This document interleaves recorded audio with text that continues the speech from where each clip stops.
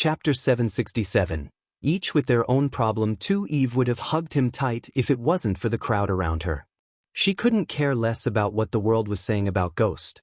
To her, he was the only one who helped her and her family when they needed help the most. He might be the Dark Lord to the world, but to her he was her best friend. Michael's warm smile spoke more than words. "Should I address you, the Dark Lord, as everyone else?" asked Eve. "You know what, I will. After all, I decided to join your order." Michael knew better than to argue with her. To be honest, he was happy she made her decision to follow him. She chose him over her family and everyone she knew. That kind of friendship really warmed Michael's heart. "I won't stop you then," Michael smiled. Many of the subordinates saw Michael smile for the first time. It was a pity Eve couldn't absorb the cosmic energy. Regardless, she reached the fusion stage with Michael's abundant supply of potions and pills. "Don't let me stop your meeting." "Carry on," said Eve as Michael nodded and turned his gaze to Gibson. After absorbing the cosmic energy, even Gibson was able to break through into the fusion stage. "Dark Lord, Dark Queen." Gibson bowed toward Gaia and Michael. "My fellow members of the Order." Gibson showed respect toward the other members with the bow. "I've been hunting down the rogue pirate ships as you ordered me to. Since I was blessed with the title of King of the Skies, I received enough supplies to build our very first airship. It's far from complete, but the construction is going on full swing. If I may ask, Dark Lord, I'd like our own shipyard to build our airships," Gibson requested Michael. Gaia already mentioned to him Gibson was asking for a dedicated shipyard. Since they promised Gibson they would help him command an air force, Michael was obliged to build Gibson more airships. But to build them, they needed special shipyards instead of the shipyards used to build ships that sail on water. Luckily, the floating mountain came with an enormous amount of land. Michael could build an airship yard if he allocated enough gold coins to Gibson. "Finish the first airship and then you will have your own airship yard," said Michael. "So have you come across any of these unknown ships that Corey mentioned?" asked Michael. "Yes, Dark Lord.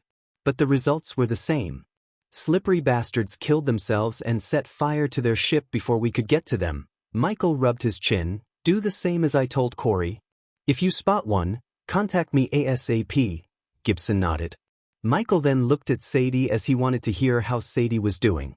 Sadie cleared her throat before speaking.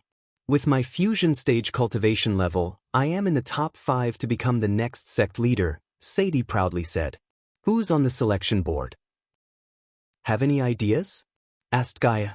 Sadie's eyes widened. Just the Dark Queen's look was enough for Sadie to know what she was planning. Sadie was speechless. But under the Dark Queen's piercing gaze, Sadie had no choice but to tell her the truth. "Elders, sect leader, and an ancestor of the Silver Moon founder," said Sadie. "This ancestor, how strong is he?" asked Gaia. "Immortal," said Sadie. Michael thought about Sadie's selection for a few moments. Although Sadie was proving to be a valuable asset, she could help him more if she was to become the sect leader. "How confident are you to make the final cut?" asked Michael. Sadie hesitated for a moment, which told Michael she wasn't 100% confident. In other words, she needed his help. To Sadie's surprise, Gaia had a strange smile on her face. "Who is the most likely to become the next sect leader?" asked Gaia. Clara Galganic. "The Guardian Guild is backing her, then let us worry about making you the next sect leader," said Gaia. She had already formed a plan in her mind. These little things were beneath Michael's attention. Hence, he let Gaia or someone else take care of it. After Sadie, Michael decided to talk to Arya. While he was in the Genric family, Gaia recruited rogue cultivators, adventurers, and some soldiers who deserted and turned them into fledgling assassins. Under Gaia's training and Michael's guidance, they became deadly assassins in no time. However, they still had a long way to go. These recruits were put under Arya and functioned as the new assassin guild. Whenever a member of the order needed someone out of their way, they just had to contact Arya, and she would take care of the rest. If she was tasked to kill someone stronger than her, then she would request Gaia's aid. Until now, Arya had never failed a contract put on someone. "I have almost nothing to report, Dark Lord," said Arya. It wasn't a surprise since Arya was tasked to search and kill. Most of the time, she would be in the floating mountain, training with her team. Michael simply nodded. Now that he had returned, Michael allocated some time to train Arya to make her a better assassin. After Arya, Dalar began to report to Michael. I am currently working on transforming a typical undead into an alpha undead. Thanks to the King of War and King of the Southern Continent, I've been getting an ample supply of criminals, Dalar said with a devilish grin.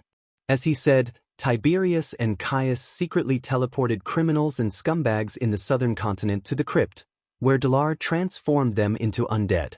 With the vampires and their blood samples, Dalar was on the verge of creating a new breed of undead. Unfortunately, he needed more resources, such as gold coins and runes from Eladir. His research was like a black hole that kept sucking gold coins more and more. Anyone would have stopped funding Dalar a long time ago. However, Gaia saw potential in his research. Hence, she kept funding their research. Dark Lord, we need space for our undead army. The forest is running out of space. Let me guess, you want your own pocket dimension, Michael chuckled. I will certainly appreciate it, Dark Lord. Dalar scratched the back of his head. I bet you will, said Gaia. After Dalar, Michael continued talking to each subordinate of his. They all had their own needs and requests except Maxine. She had state-of-the-art mining equipment to mine arch-energy crystals. With Mugashuka's blessing, they mined deeper into Stormville Mountain. Every shipment was directly teleported to the Dark Ocean via a portal. Titus and Optimus established a store that deals in information. They used the store to buy and sell information. It wasn't a new idea in this world. For instance, Lord Information dealt exclusively with information. Titus and Optimus were interested in information regarding special items, artifacts, and powerful objects. They also made connections throughout Elon and Azair to acquire rare goods for the Order. Michael spent almost 2 hours with his subordinates. After the meeting, Gaia went to another hall to initiate new members into the Order, including Eve. While she was with the new recruits, Michael headed outside, looking for someone. When he reached outside, he leaped into the air. In a few blinks of an eye, Michael reached the top of the waterfall. Unlike the first time he came, now the place was littered with colorful flowers and plants. The air smelled lilac and roses. He walked along the stream, enjoying the fragrance in the air. Eventually, Michael reached a tiny pond surrounded by red orchids. He saw a little girl meditating before the pond. Her ears slightly twitched after hearing Michael's footsteps. The little girl abruptly opened her eyes. Michael patiently waited for her to turn around. "Brother Ghost!" The little girl shouted with pure joy. She hopped toward Michael like a bunny and crashed into him. "Cindy!" Michael lifted the girl by her arms and kissed her soft, bubbly cheek. She showered Michael with kisses. Despite what everyone said about Ghost, Raylene took Cindy and her brother Rummy and arrived at the floating mountain with Ricky and Daniel. Raylene knew better than many how kind-hearted Ghost was.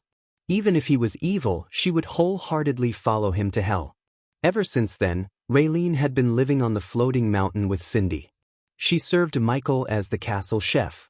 With the abundance of resources and Gaia's guidance, Cindy had reached core formation stage level 6. "Where have you been?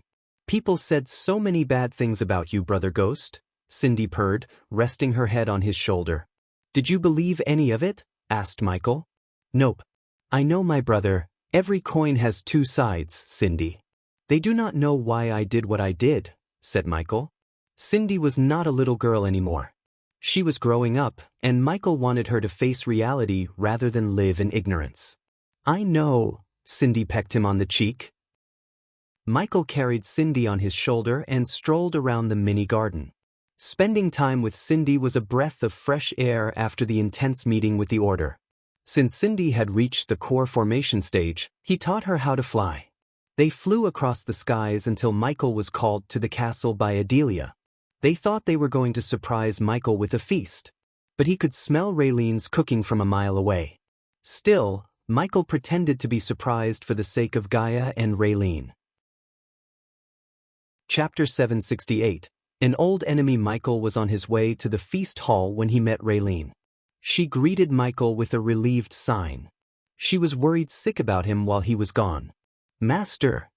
Raylene almost called him Master Ghost as usual. Realizing he was called the Dark Lord by everyone here, she swallowed her words. She awkwardly smiled at Michael. Michael relieved the tension with a friendly hug. I am glad you chose to come here, said Michael. It's the least I can do. You can call me Master Ghost as usual, Michael whispered into her ears. Michael put his arm around Raylene and walked toward the feast hall. Even from the outside, he could sense the liveliness inside. The air smelled of baked buns and roasted meat.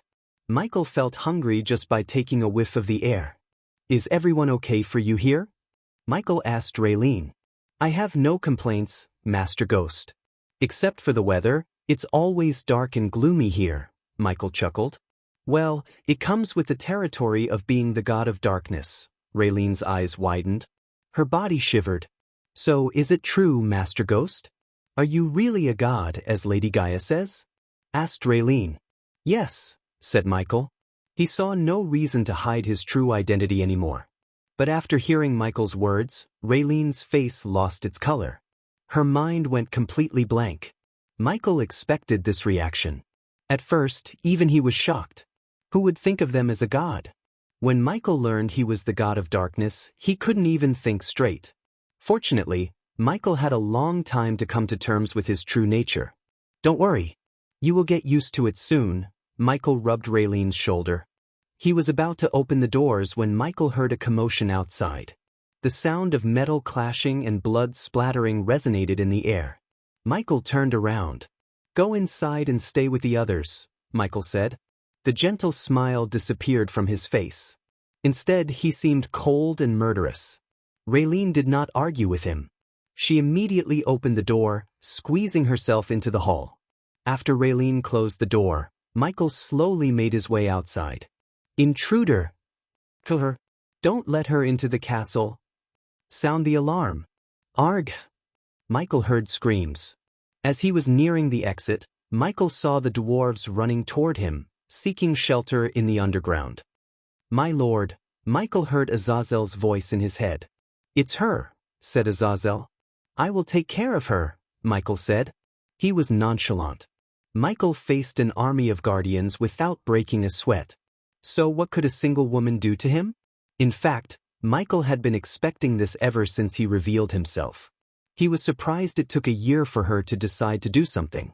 When Michael stepped outside, he saw a smoky black figure attacking the vampires in the sky.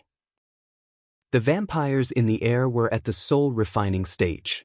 Hence they stood no chance against a fusion stage cultivator. However, the energy radiation around the smoky figure was unstable. It was as though she had used some forbidden method to boost her cultivation. You!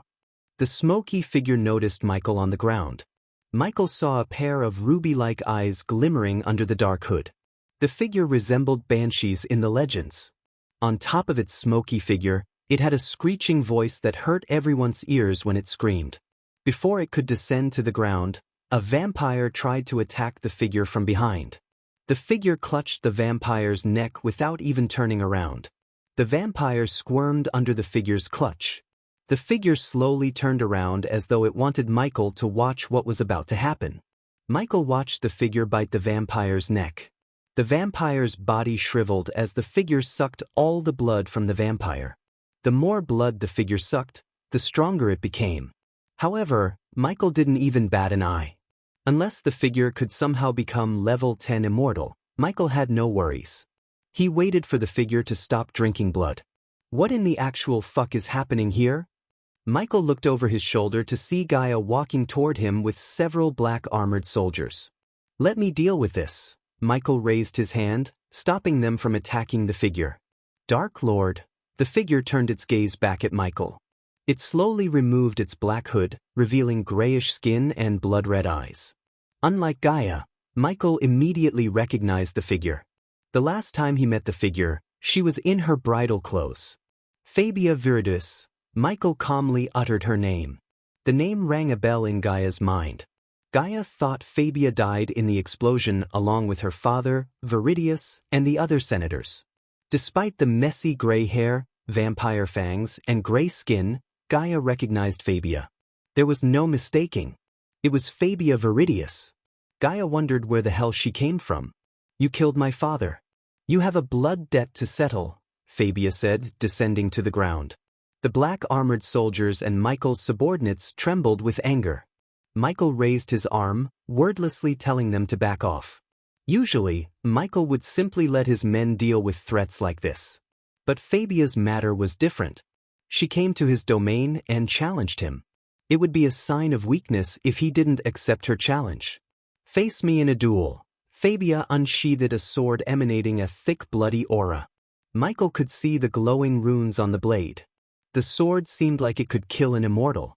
Suddenly, everyone has an immortal killing weapon, Michael sighed. He just looked over his shoulder as everyone moved backward, making space for Fabia and Michael. Everyone thought Fabia was crazy to challenge the Dark Lord. Since it was a duel, neither of them could use spells or cultivation. Otherwise, Michael could kill her with a single spell. "Come at me." Michael gestured at Fabia to make her first move. Without a single thought, Fabia dashed at Michael. Her eyes glistened with rage. It was obvious she was waiting for a year for this moment. Even Saber had no idea she was holding a grudge against the Dark Lord. He told her not to mess with the Dark Lord, but here she is, doing exactly what Saber told her not to. When the sword was just a few inches away from Michael's head, he swayed his body to the side, evading the sword. She was quick but not quick enough to attack Michael. Too slow, Michael slapped the back of her head. The force of Michael's slap sent her flying a couple of meters. As she hit the ground, she coughed up blood. The sword almost slipped off Fabia's hands. The subordinates weren't surprised by the Dark Lord's power. After all, it was expected of him. Fabia managed to pick herself up. Her grip on the sword tightened. Yet again she dashed at Michael. There was no finesse or technique in her movements but utter rage. She hoped to hit Michael as she swung the sword left and right. Michael evaded every single slash with ease. He waited for an opening to finish this duel without dragging it. He saw no point in it. In a few seconds, Fabia swung her sword at least 50 times. After a while, her movement slowed. Michael simply grabbed Fabia's sword hand. He lifted her off the ground by her hand and threw her in the air. He waited for her to come down. When she was within his arm's reach, Michael swung his body, kicking her in the head. Michael slowly walked toward her. Fabia looked over her shoulder and swung her sword at lightning speed. Her vampire powers gave her speed beyond any mortal limits. Unfortunately for her, Michael was a god. He saw through her move even before she made it. He slightly bent backward, evading the sword. He just flicked the sword as it flew out of Fabia's hand. Michael felt pity for Fabia deep down.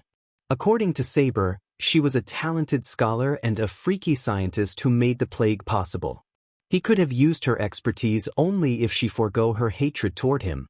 But when Michael put himself in her shoes, he could understand her feelings. He killed her father and destroyed her entire life. Every time she woke up and looked at herself in the mirror, her hatred only grew stronger. But now that she challenged him openly and killed one of his men in front of him, Michael had no choice but to kill her. He decided to absorb her soul using the Soul Eater. "I'll be over quick," said Michael. He grabbed her by the arms and pulled her closer. To Michael's surprise, she spat a mouthful of blood at Michael. The blood temporarily hindered Michael's sight.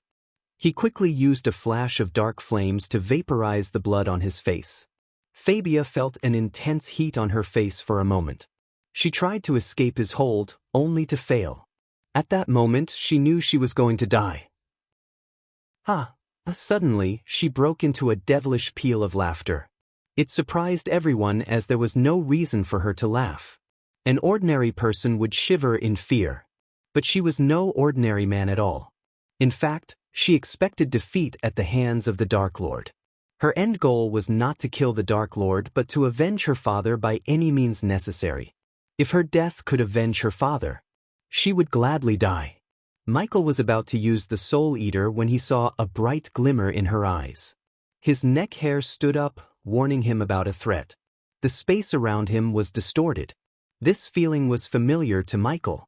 He immediately cast the Silenes to slow down the time. Gaia, do not do anything while I am gone. It's an order, Michael said to Gaia through the earpiece. The words reached her as the Silenes spell's effect faded away. The very next moment, Michael and Fabia were sucked into a vortex that appeared suddenly in the air. Before they disappeared completely, Fabia coughed up blood. Chapter 769. Capturing the Dark Lord again. Everything went dark around Michael for a moment. When the light returned to his sight, he was standing inside a glass room. Fabia stood a few meters before him, leaning against the glass. Her gut had a fist-sized hole, and blood oozed down from Michael's hand. But not a single drop of blood trickled down from Fabia's wound. Her skin around the wound was burnt. Death was nearing her. No healing potion in the world could heal her within a few moments to save her life. Michael watched the light of life fade away from Fabia's eyes. He waited for someone to come to her rescue. As far as Michael's eyes could see, there was nothing but smoky air with specks of ember outside. He vaguely saw a fuming volcano in the distance. Fire realm? Michael asked himself. He tried to contact Gaia through the earpiece, but strangely, the earpiece didn't work. In fact, he didn't feel any energy around him at all. While Michael was looking around the cage, Fabia collapsed down. She tried to say something to Michael, yet no words escaped her mouth. However, looking at Michael, she smirked. She looked at peace as though she had avenged her father.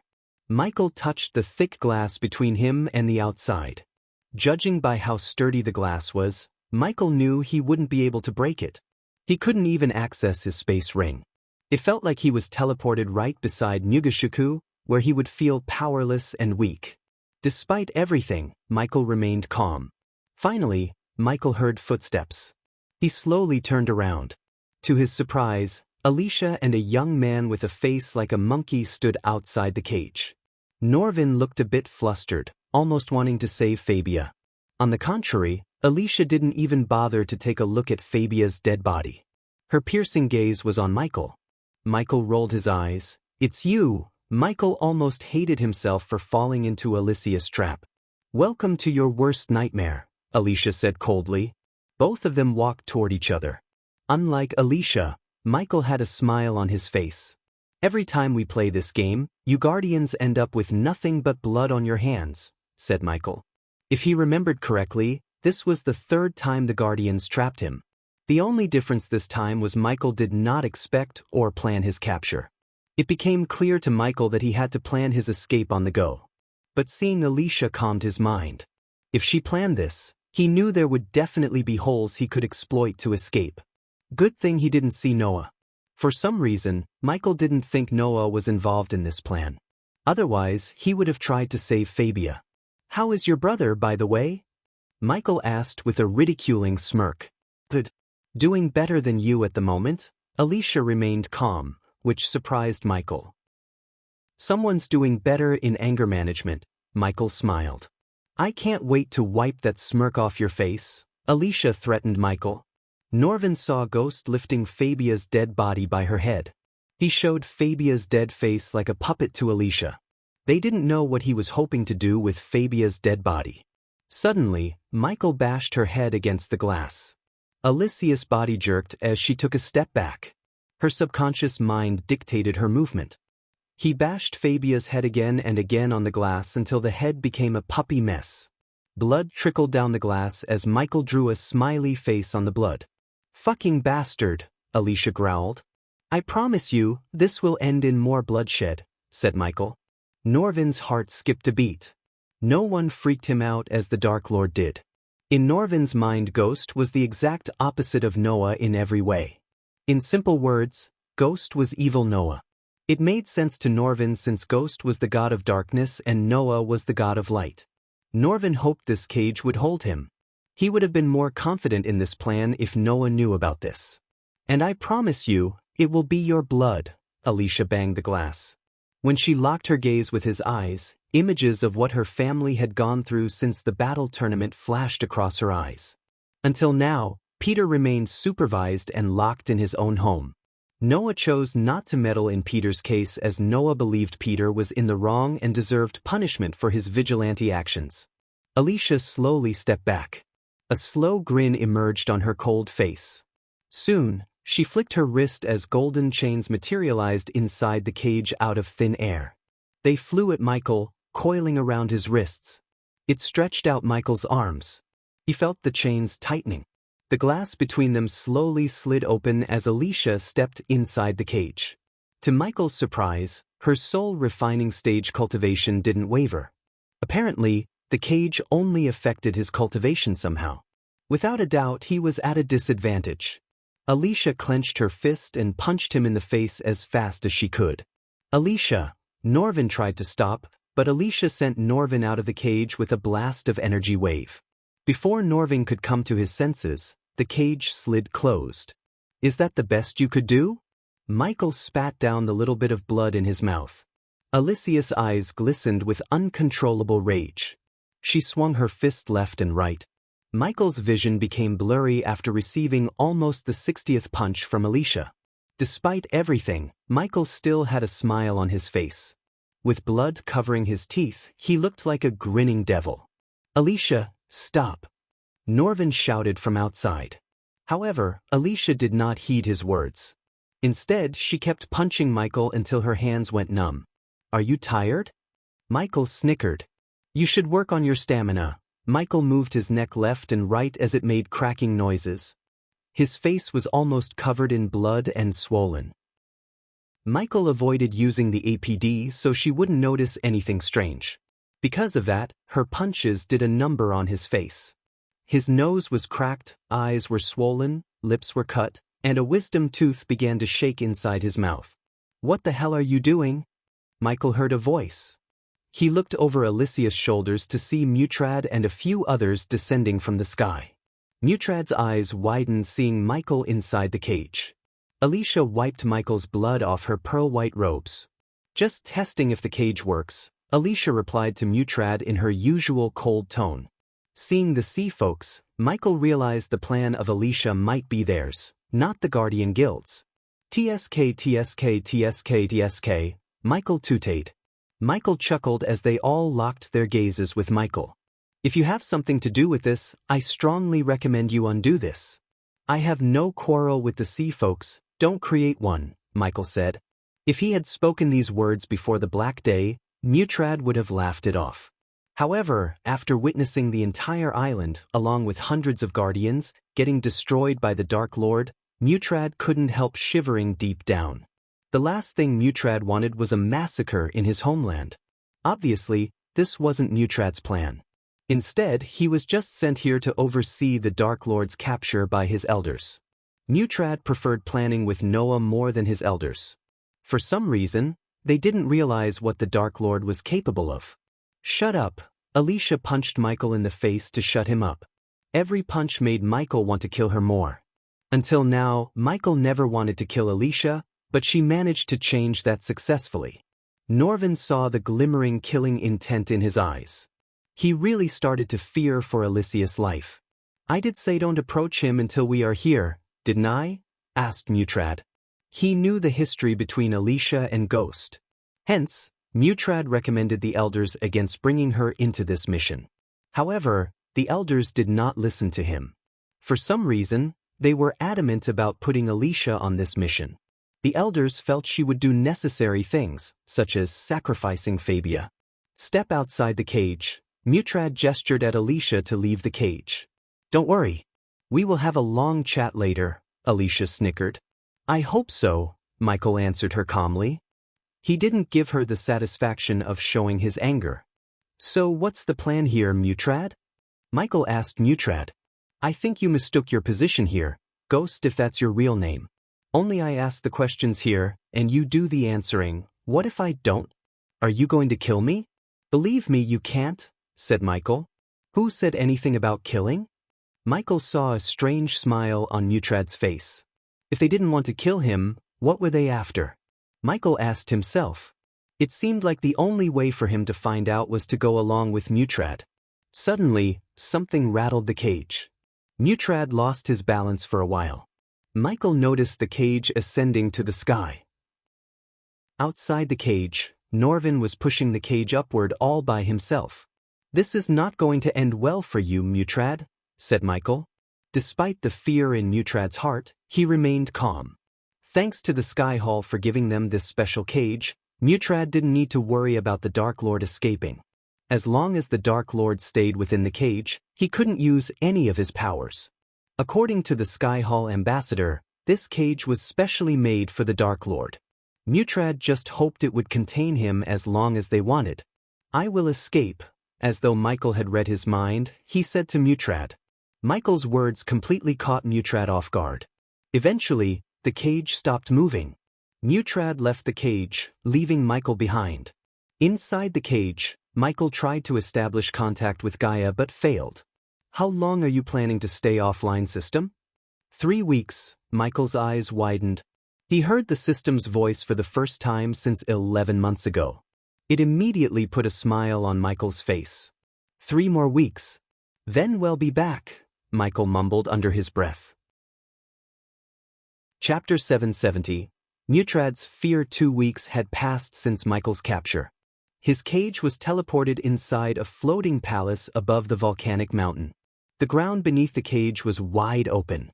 If someone wanted, they could drop the cage right into the volcano with a single push of the button. Inside the cage, Michael was doing one-arm push-ups to keep himself healthy. A burly man accompanied by Mutrad broke Michael's right arm. He twisted Michael's armor into 360 degrees. Over the past 2 weeks, they had been asking Michael about a portal to the higher realms.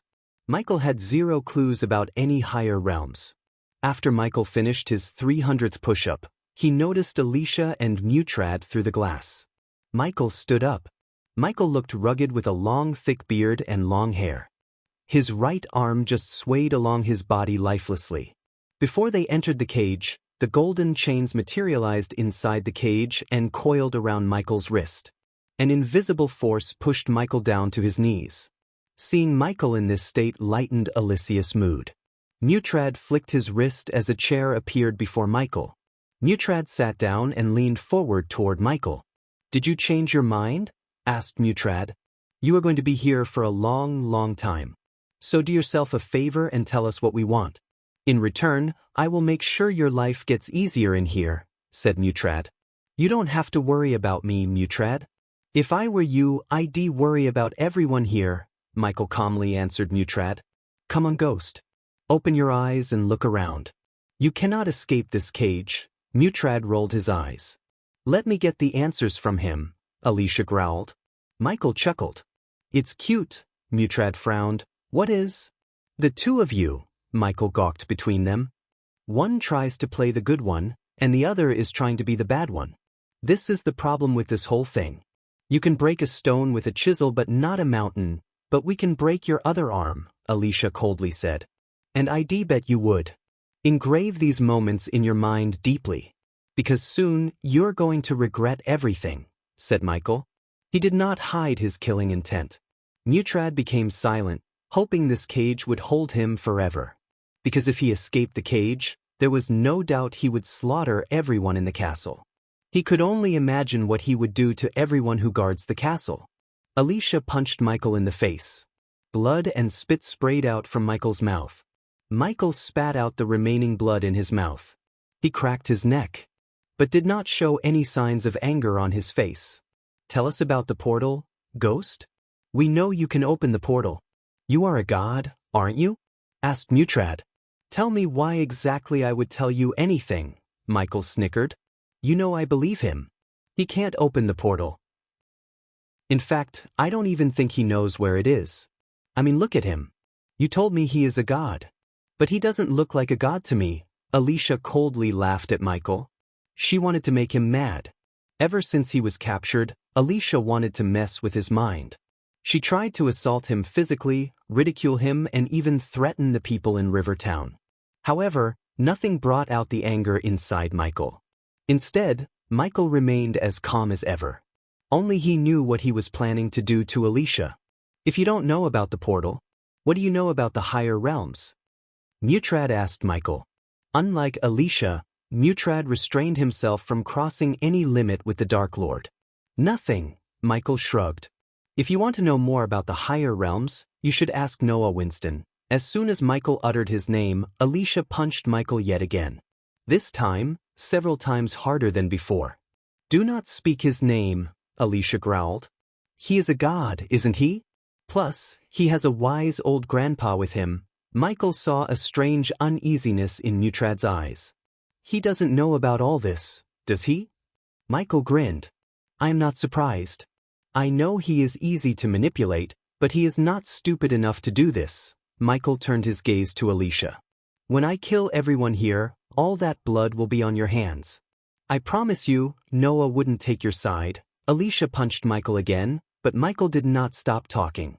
"Why do you think Noah fell in love with every beauty he meets on his path? Because you are not good enough for him. If you love two people at the same time, choose the second. Because if you really loved the first one, you wouldn't have fallen for the second." The temperature around them dropped by several degrees. Alicia's eyes glimmered with rage. She grabbed Michael's hair and raised her fist in the air. "Alicia, restrain yourself," Mutrad warned Alicia. But he couldn't stop her from repeatedly punching Michael. He became an outlet for Alicia's rage. Michael laughed as she kept punching. 5 more days, Mutrad heard these words escape Michael's mouth. "Alicia, stop." Mutrad grabbed Alicia's hand, stopping her. "What did you say?" asked Mutrad. Michael breathed heavily. He could barely keep his eyes open. Blood oozed out from his mouth. But the grin remained still on his face. Mutrad lifted Michael's head up. 5 more days, Michael mumbled. "What 5 more days?" "Enjoy this while it lasts," Michael slowly said.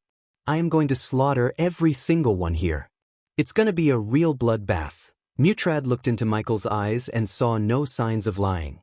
He was pretty serious. Mutrad panicked. The Dark Lord seemed so sure about escaping. His track record proved the Dark Lord has several trump cards up his sleeves. "He is bluffing in pain," Alicia growled.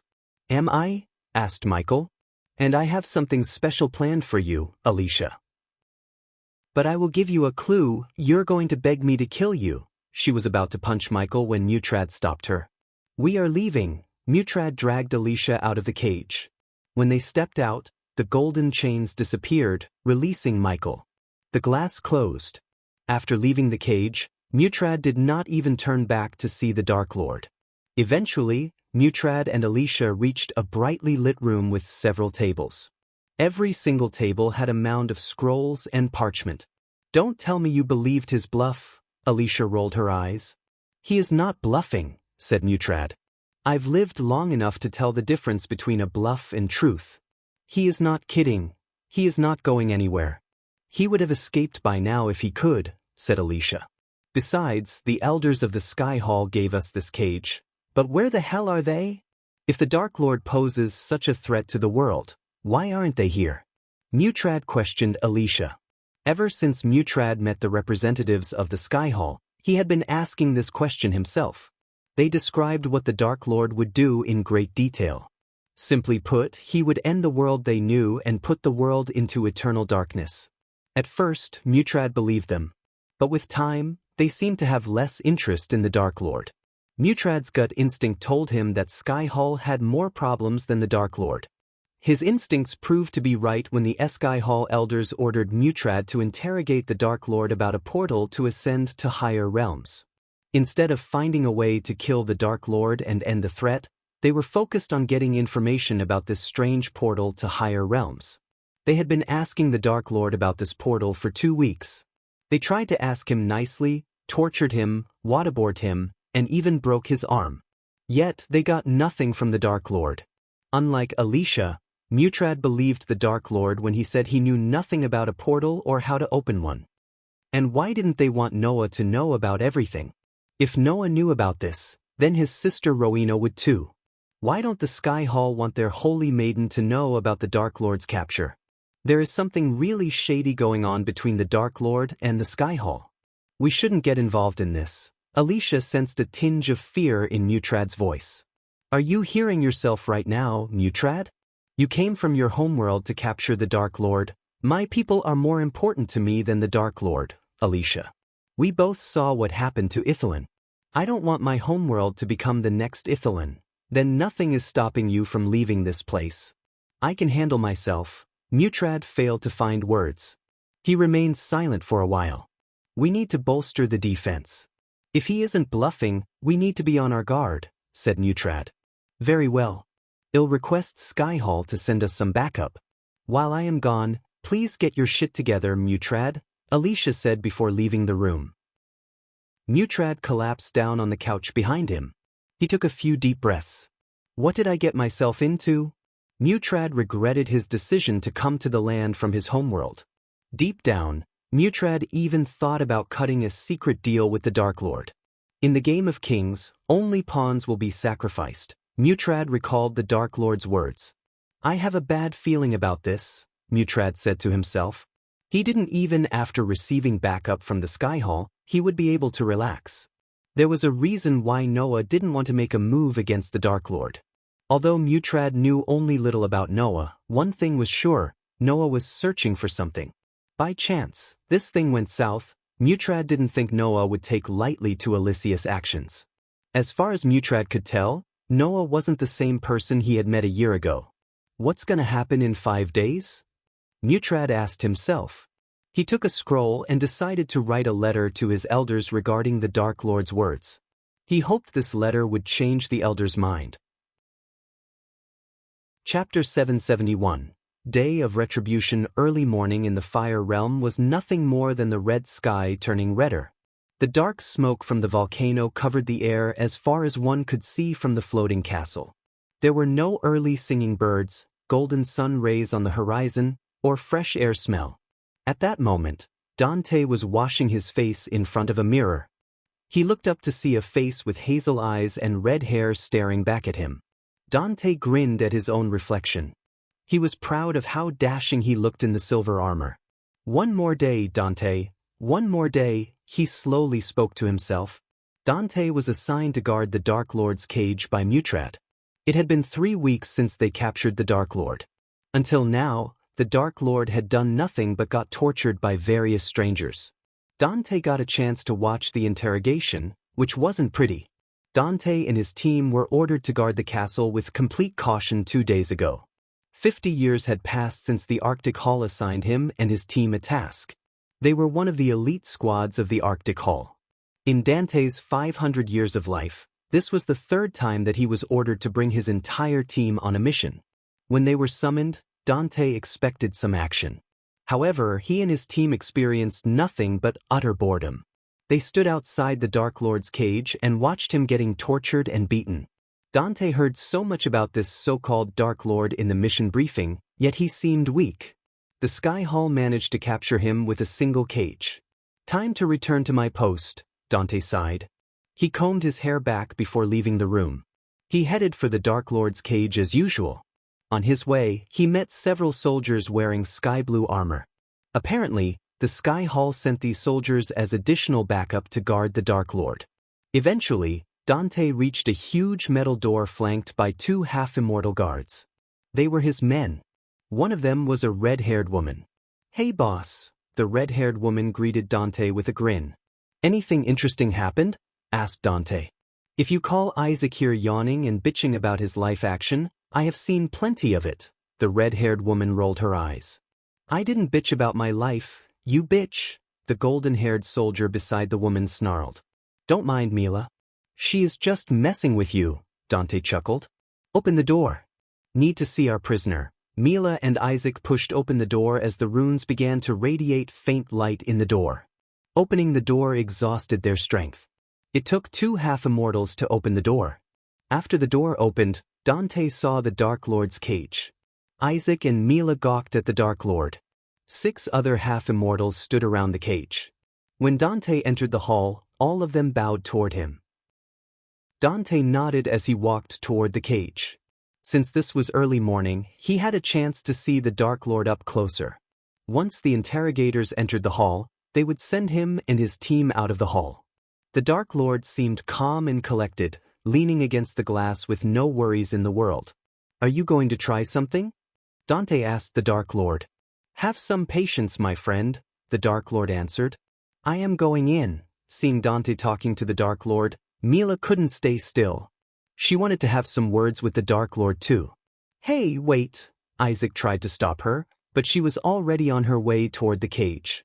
Sorry, boss. I couldn't stay there, said Mila. It's cool. I don't think something will happen. Am I wrong? Dante asked the Dark Lord. Maybe. Maybe not. Come on, dude. Do something. You have so much hype around you, said Mila in a playful tone. You guys have families? Asked the Dark Lord. But you want to threaten us using them. That's cliché, don't you think? Dante replied to the Dark Lord. Nah, the Dark Lord slowly shook his head. I just want to give you some time to talk with your loved ones.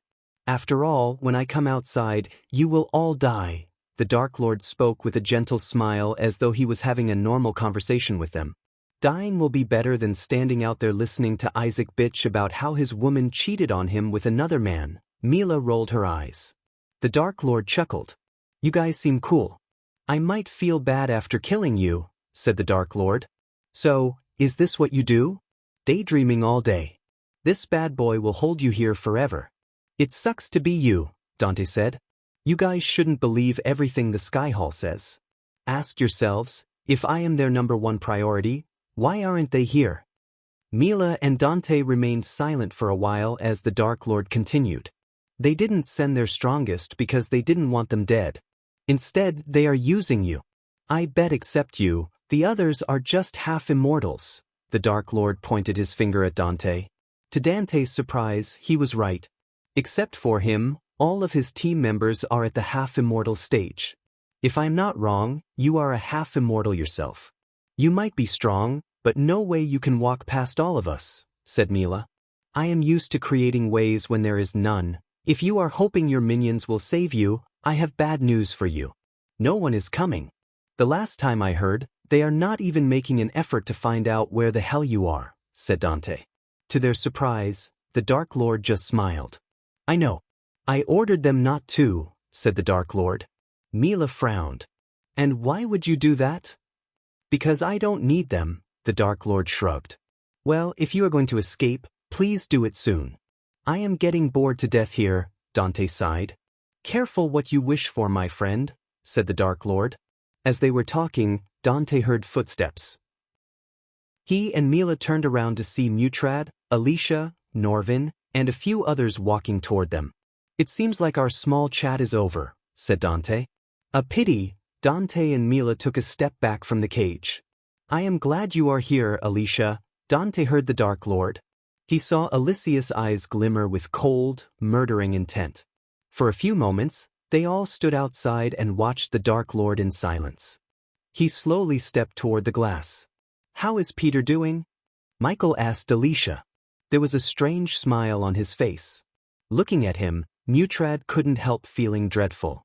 Ah, don't be mad, Alicia. Peter would love to get out of his house. How long till he stepped outside? Michael rubbed his chin. Suddenly, the runes around and inside the cage flickered. What's happening? Mutrad panicked. Alicia frantically looked around as the cage containing ghosts trembled. Do you know what I like about the runes the most? It's so easy to hack them. You can turn your enemy's weapons against them with a few minor changes, said Michael. Under their shocked gazes, Michael grabbed his broken right arm and jerked it. Mutrad heard the bones inside his arm cracking. In a few moments, he clenched his fists. How did he heal himself? Norvin asked. Alicia flicked her wrist, trying to open the cage. However, the cage refused to listen to her commands. Michael turned around, walking toward the center. Stop! Alicia raised her voice. She conjured a sword made of chilling ice. Take one step further, and I will send you straight down into the volcano, Alicia threatened Michael. She pointed her sword at the chains holding the cage. You wouldn't do that, Michael turned around. You want to test me, Alicia growled. Mutrad's mind went blank. He feared something would happen, and it did. To Mutrad's utter shock, a bright light flashed across the cage. They all closed their eyes. When they opened their eyes, someone else stood beside the Dark Lord. Peter! Alicia shouted. Where am I? It took Peter a few moments to realize he was teleported from his home. He saw Alicia shouting at him. The others around Alicia looked pale. Hello, Peter. Peter felt a chill when he heard the voice. He recognized the voice almost immediately. How could he now? He was reliving what had happened 2 years ago at the tournament in his mind ever since. He slowly turned his head to see a man with a bushy beard and long hair staring at him. The face seemed unfamiliar to Peter, but those eyes betrayed the person behind all the changes. Ghost. Peter clenched his fist. Seeing Ghost up close, Peter's whole body trembled. The veins in his eye popped, turning his eyes blood red. His life was turned upside down by him. Not only Ghost revealed his identity to the world, but he was humiliated. Ghost literally wiped the floor with him. Those images were eternally etched into his brain. Every time Peter closed his eyes, he saw how Ghost humiliated him in front of thousands of people. Not a single night passed without Peter thinking about ending his life altogether. Only the flame of vengeance kept Peter from doing so. Arg! Peter roared as he threw his fist at Ghost. Before the punch landed on Ghost's face, he simply caught Peter's fist. No, no, no, no, Alicia muttered as she focused all her energy on opening the glass. Yet, the glass didn't even move an inch. The runes responsible for opening the cage lost their glimmer. Michael grabbed Peter by his throat and lifted him off the ground. Peter squirmed in his hand as Michael turned his gaze toward Alicia. Peter's face slowly turned pale. He gasped for air. Mutrad, we need your orders, Dante asked Mutrad. We need the cage open now, Norvin shouted. The muscles in Norvin's body bulged as he dashed at the cage to break the glass. I wouldn't do that if I were you. When Norvin was about to punch the glass, Michael stopped him. P1E's visit N0V1B in.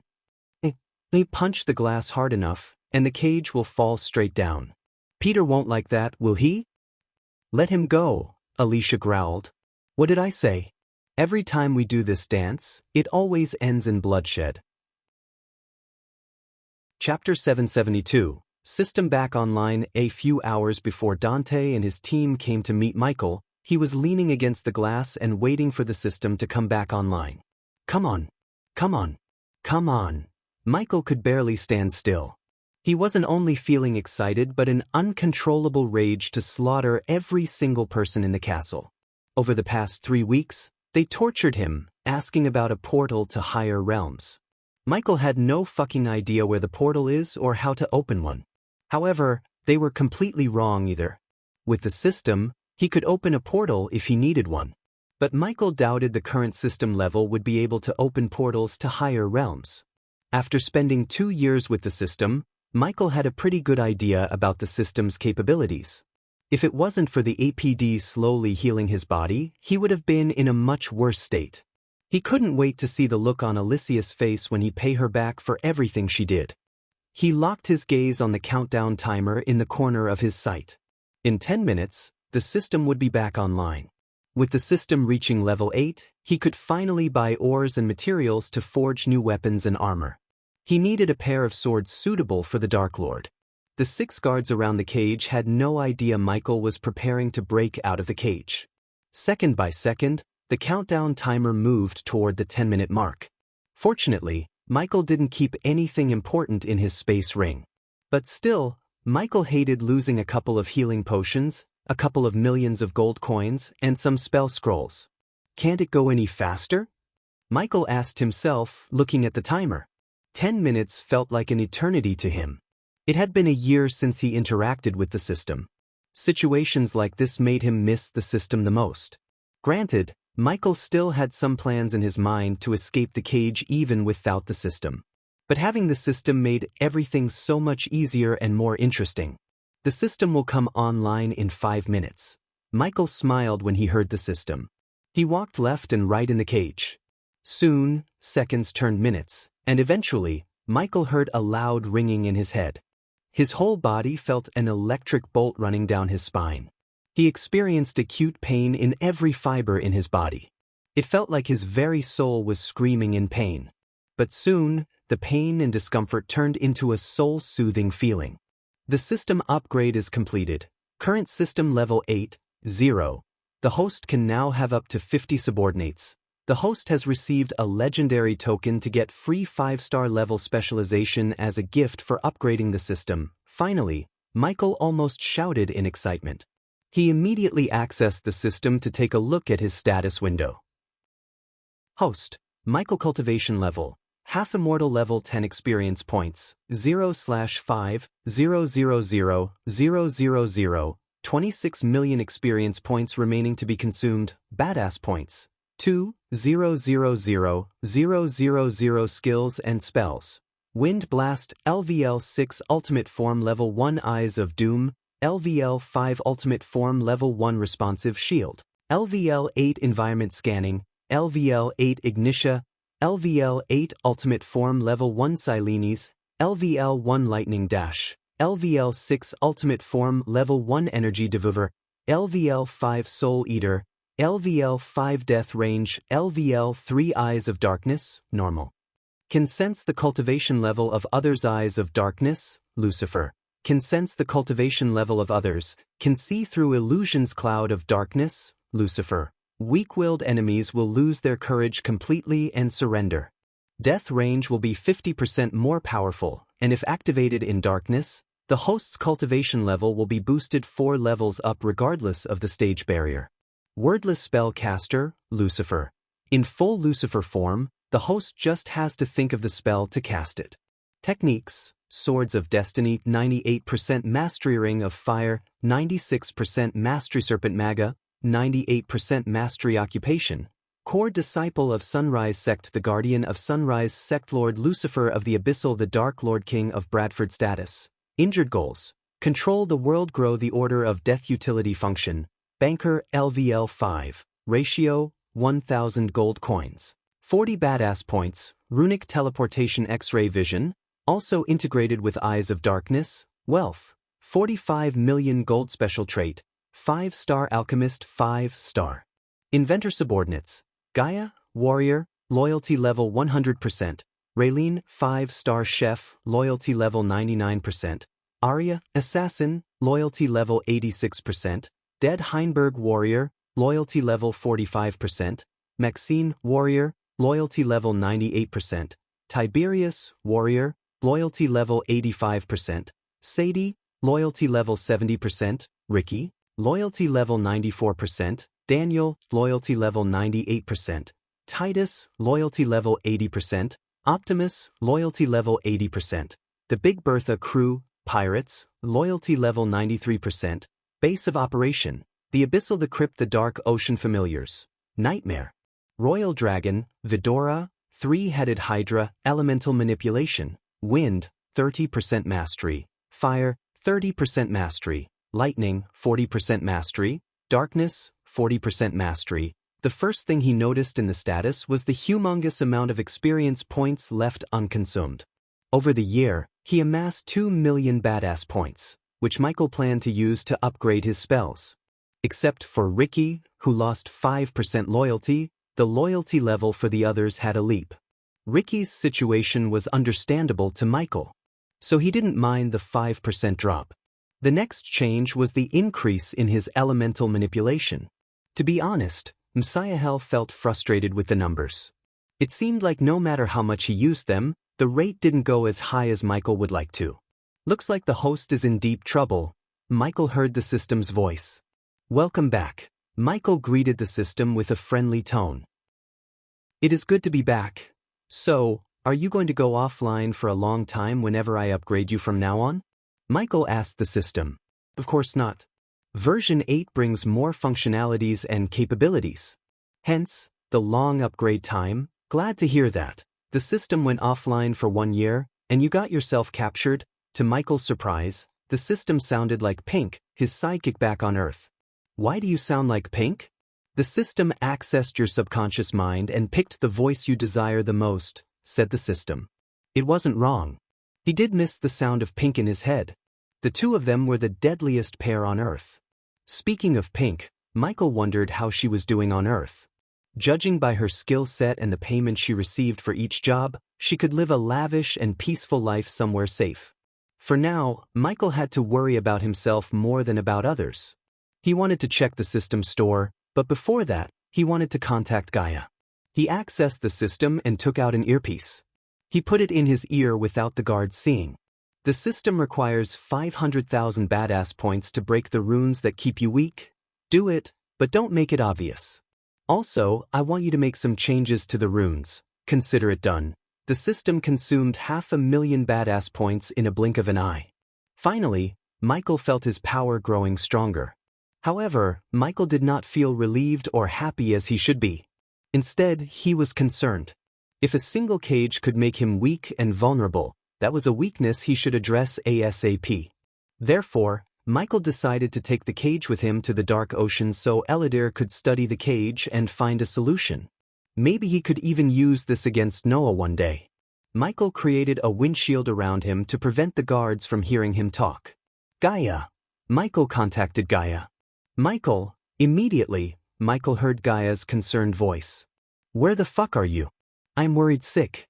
Tell me where you are. I am coming to get you. Are you in trouble? First, relax, said Michael. I'll explain when I get back. But now, I need you to do something for me.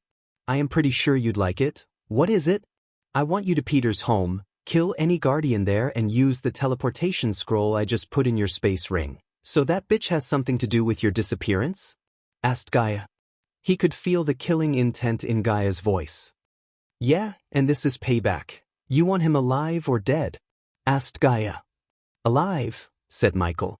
After Gaia left for Peter's home in Ice Fair, Michael willed the system to use the token for free specialization.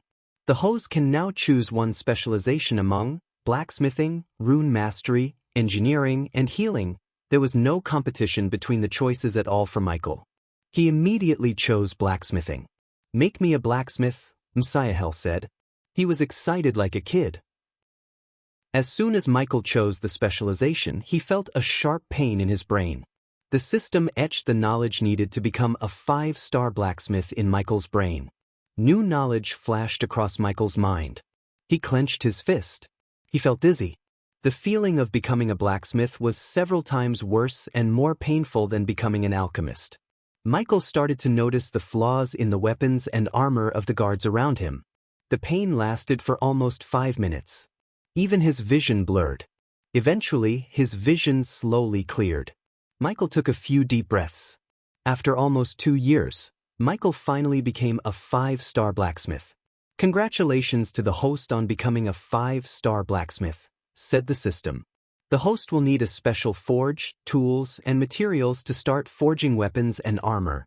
The host can buy a map with all the marked locations of required items for 700,000 badass points. Hold your horses, for now, system, said Michael. Until he could escape the fire realm, Michael did not want to spend any badass points. Who knew when he would need the points? A while later, Michael heard Gaia's voice. Hey, Michael. Are you there? Go on, I am at the Ice Fair, looking at the Belafort mansion. How do you want me to do this? Silent and clean or loud and messy? Asked Gaia. Silent and messy, said Michael. After you are done, burn the mansion to the ground. Then it's a good thing I brought Nightmare with me, said Gaia. Chapter 773, End of Peter Belafort. Alicia banged the glass between her and Ghost. She poured energy into the rune on her hand to open the cage. However, the glass didn't even budge. Inside the cage, Peter squirmed in Michael's hand. Dante and his team waited for Mutrad's order. The only way to open the cage was through the rune on Alicia's hand. It was a fail-safe to prevent someone from opening the cage to aid the Dark Lord. At that moment, this fail-safe failed. Michael slowly grabbed Peter's right hand. No! Alicia shouted from outside. Arg! Peter screamed as Michael twisted his arm. The bones broke with a sickening cracking noise. Blood spurted out of Peter's hand. Some broken bone pieces were sticking out of his hand. Peter's scream echoed through the hall. Finally, Dante and his team realized why the entire world feared the Dark Lord. The illuminating orbs around the hall flickered. Slowly, everything grew darker. His long hair fluttered in the wind, giving him an eerie, devilish look. Michael did not stop with breaking Peter's hand. He grabbed the broken shoulder and slowly applied pressure. Peter's body trembled in pain. Before you brought me here, I had no intention to hurt your brother, not at all, Michael said, looking at Alicia. In fact, I forgot about him. But you couldn't let it go. Norvin noticed Peter's muscles around his shoulder tearing apart. They could do nothing but watch the Dark Lord rip Peter's hand off his shoulder. Blood sprayed out of Peter's shoulder, painting the glass red. It was a sickening sight to see. Alicia banged the glass, hoping it would break the cage. "Ghost, stop," Norvin shouted.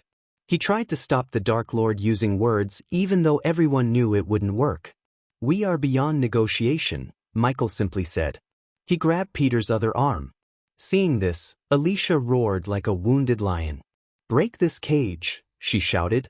However, Dante and his team felt reluctant to follow her order. The cage was designed to fall down once anyone tried to break the cage from the outside. Unfortunately, the only way to open the cage was through the rune on Alicia's arm. No one expected the Dark Lord to turn the tables on them. He made them powerless. "Your brother's death is on her head. Don't you agree with me, Norvin?" Michael asked Norvin. Norvin couldn't answer Michael. But to be honest, Norvin blamed Alicia for this. From the moment the Sky Hall elders approached Alicia behind Noah's back, Norvin advised her against taking this mission. Naturally, she didn't listen and jumped the gun when they told her they could capture the Dark Lord. The only reason why Norvin was with her was that she asked him to. Alicia had never asked him for anything in her life. Thus, when she asked, he couldn't refuse her. Besides, he felt he could safeguard Alicia if he was with her. But Norvin never thought their plan would horribly go wrong. "At this point, you should know better than to mess with me." Michael's voice turned cold. He ripped off Peter's other arm and threw it at Alicia. Peter's face turned pale due to the heavy blood loss. Every inch of the cage was painted red with Peter's blood. His body slowly stopped squirming. "Peter!" Alicia screamed. Blood trickled down her nose in anger and pain. "I wonder what the Belafort family would think when they hear their precious Alicia Belafort just made an enemy out of the Dark Lord," said Michael. He slowly turned Peter's body upside down. He held him by his left leg. Michael intentionally did everything slowly. He wanted these moments to get carved into her brain. "I will kill you," Alicia roared. Her eyes turned blood red in anger. She screeched and punched the glass till her hands went numb. Yet no matter how hard she tried, she couldn't save her brother. She was just as helpless and weak as she was in the tournament. "If you think you can do that, you are stupider than I think." As soon as these words escaped Michael's mouth, he twisted Peter's leg and ripped it off his ankle. At this point, Peter didn't even move. He seemed dead to everyone. Seeing her brother's horrifying death, Alicia's legs turned to jelly. She collapsed to the ground. "Take it down," Mutrad said to Dante. He saw no option but to send the cage right into the volcano. He hoped it would stop the Dark Lord from killing them all. "As you wish." Dante did not argue with Mutrad. He conjured a ball of bright energy. The energy beam shot out of Dante's hand, hitting the chains attached to the ceiling. Upon the beam hitting the chains, they exploded into pieces. However, the cage did not fall down as they expected. Instead, the cage hovered in the air without even moving an inch. "Did you think it's that simple to get rid of me?" Michael devilishly grinned at Dante and Mutrad. Michael dropped Peter's body down and stepped onto his waist. He grabbed the last limb before turning his gaze back at Alicia. "I told you this would happen. You brought this on you all by yourself." Finally, Michael ripped off Peter's last limb. Michael heard the system's notification of Peter's death. Compared to the experience points he received from killing half-immortals and fusion-stage cultivators, the amount he received from killing Peter was negligible at best. "Now, every single one of you is going to die. If I were you, I wouldn't put up a fight. It will only make your death more painful," said Michael. He glanced at Dante and his men. "Don't say I didn't warn you," Michael snickered. "Guys," Dante raised his voice. "Surround the cage and prepare for a fight," Dante ordered his men. Everyone, including Mila, was poised to attack the Dark Lord. They surrounded the Dark Lord. Ignoring Dante and his men, Michael grabbed Peter by his neck and lifted him. He walked toward Alicia. Norvin was speechless. After witnessing Peter's death, Norvin regretted accepting Alicia's request. He blamed himself for not talking Alicia out of this mission. At the very least, he knew he should have talked to Noah. He feared what Noah would say to all this after knowing what happened to Peter. Norvin doubted the Guardians and Belfort guards would still be alive. The Dark Lord liked to leave something behind for everyone to see and fear him. He ruled the world through fear. "Hey," Michael called Alicia. She couldn't look at the cage covered in her brother's blood. His words made her look up as Michael placed Peter's face against the glass. "Look at your brother's face," Michael said. Everyone around Michael trembled in fear. He ripped Peter limb by limb in front of his sister. Alicia saw her brother's face with widened eyes. They contained immense pain more than anger. His face was almost unrecognizable. Michael conjured the dark flames, slowly burning Peter's body. Even from outside, Dante and his men felt the temperature rising. The dark flames reduced Peter to a pile of hot ash. Dante and his men saw smoke fumes coming out of the ashes. Even now, they had no idea how the Dark Lord teleported Peter into the cage. An eerie silence enveloped the hall. Michael squatted down to see Alicia in her eyes. He waited for Alicia to look up. He wanted to see the pain and grief in her eyes. Usually, Michael preferred not to torture his enemies, but Alicia was different. She showed him no mercy. She took pleasure in torturing him. So why shouldn't he give a taste of her own medicine? "Whatever you give me, I will give it back 100 folds. Do you think Noah can save your ass every time, don't you? Well, think again. This is between you and us. Don't bring her family into this," Norvin snarled. They felt a chill when Michael burst into cold laughter. "You should have thought that before you decided to bring me here. As long as she is a Belfort, they will suffer untimely deaths," Michael threatened Alicia and Norvin. They waited for him to come out of the cage, because there was no way for them to get inside. Suddenly, Michael's eyes turned pitch black. A black beam shot out of his each eye. The glass cracked. The number of cracks in the glass gradually increased. They knew it was only a matter of time before the glass shattered completely. "Get out of here," Dante stepped in front of Mutrad. He directed his words at Norvin, Alicia, and Mutrad. "No," Alicia shook her head. She rose up from the ground. "This ends here and now." Alicia's eyes glimmered with absolute resolve. She wanted to end the enmity between her and Ghost then and there. Because of her, Peter lost his life. The Dark Lord didn't even spare his body. She wouldn't be able to forgive herself if she couldn't avenge him or die trying. "Don't be stupid. Get her out of here," Dante growled. She was just a soul-refining stage warrior. The Dark Lord could kill her without batting an eye. Fighting him at her current level was nothing but suicide. After seeing what he did to Peter, Dante could only imagine what he would do to Alicia. As the strongest among them, it was Dante's duty to protect the weak. As much as Michael liked to kill Alicia, he chose not to. Not because he wanted to spare her, but because he wanted her to suffer more. Killing her would be a mercy to her. Besides, as long as she was with Noah, she would bring new types of problems to him every day. While Noah was busy cleaning up Alicia's mess, Michael could focus on growing stronger. In other words, keeping Alicia alive was more beneficial to him in the long run than killing her. Norvin did not linger around any longer. He immediately took out a teleportation scroll from his space ring. He grabbed Alicia's shoulder and tore the scroll to activate the scroll. Soon, a bright light enveloped Alicia and Norvin. "Let me go." Alicia's voice echoed through the hall after she disappeared with Norvin. Dante and his men prepared themselves for a fight. Every light orb around them started to flicker more and more. Chapter 774. The Dark Lord's power. The light orbs continued to flicker until they all went out. Darkness enveloped the hall. Dante and his team heard the glass shatter. Dante flicked his wrist as a golden layer of light enveloped him.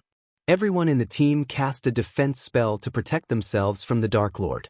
Mila quickly conjured a ball of silver light. As they expected, the Dark Lord wasn't in the cage. They looked around. Suddenly, the door behind them shot closed with a loud thud. The team turned around as they saw the door was shut closed by someone. Mutrad felt a breeze of wind blowing past them. His body trembled in fear. Unlike Dante and his team, he witnessed what had transpired in Ithilien. As they searched for the Dark Lord, an invisible force snuffed out Mila's orb of light. The place fell to darkness once again. At that moment, the only light source was the shields around their bodies. But they weren't bright enough to see what was happening around them. The eerie silence swept across the hall. A peal of shout broke the silence. Arg! Dante and his team turned their heads in the voice's direction. They saw one of his team members wobbling around. Dante noticed a red line across his neck. Slowly, blood seeped through the line. To their surprise, the man's head fell from his shoulders. Blood sprayed out of his neck as his body hit the ground with a sickening thud. In a blink of an eye, the Dark Lord decapitated a half-immortal. Mila and the others slowly felt the growing fear in their hearts. The one who died was just as strong as them. Yet, he stood no chance against the Dark Lord, even with a shield around him. The Dark Lord completely ignored the shield and killed him. After killing the first half-immortal, the team began to conjure orbs of light. They wanted to bring light to fight the Dark Lord. One by one, they conjured energy orbs, lighting the place. But a powerful blast of wind snuffed out the light orbs. The Dark Lord did not allow them to fight the darkness. The darkness around them felt strange to Dante. It was not the usual darkness of the night but a thick and eerie kind of darkness.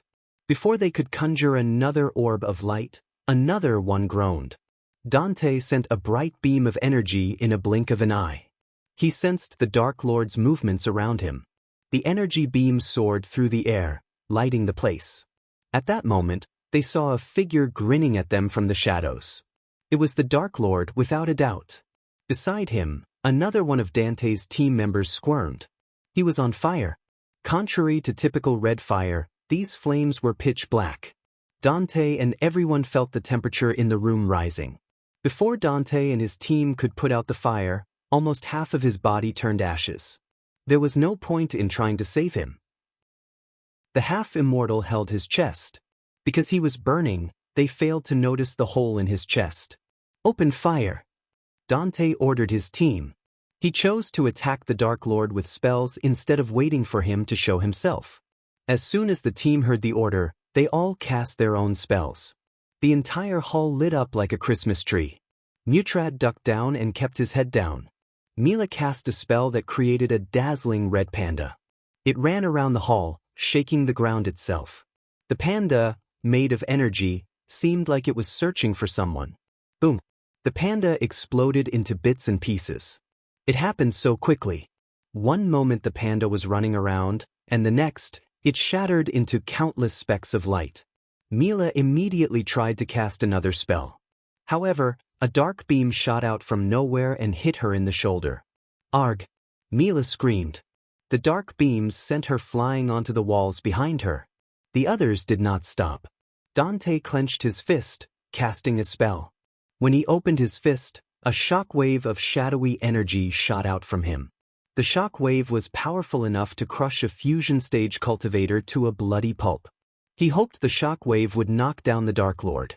But nothing happened as Dante expected. A few seconds later, another wave shot out from the other side of the room. This wave was stronger and more powerful than Dante's shock wave. On top of it, it wasn't a shock wave but a wave of fire. Dante and his team immediately leaped into the air to avoid the dark flames. The flames pulsated from the Dark Lord. It scorched the marble floor, turning it black. Mutrad missed the flame wave by an inch. While they were in the air, the dark beams zigzagged through the air. The golden layer of light around Dante reflected the dark beams. Unfortunately, Mila's shield wasn't as strong as Dante's. The dark beams already hit her in the shoulder. She was bleeding. Her luck was bad enough to the point the dark beams hit the same spot in the shoulder. This time, the beams penetrated through her body. She fell from the air in pain. Dante dashed at Mila to catch her before she hit the ground. However, a black shield flew out of the darkness and hit him in the face. Dante momentarily lost his focus on Mila. The shield flew back in the same direction as it came. Mila! Dante screamed as he saw a bolt of golden lightning fly past her. Mila disappeared along with the lightning bolt. He could swear he saw the Dark Lord's blurry figure in the lightning bolt. Arg! Mila's screams echoed through the hall. but her scream was cut short. Hearing her scream, Dante's heart skipped a beat. He was with Mila for almost 500 years.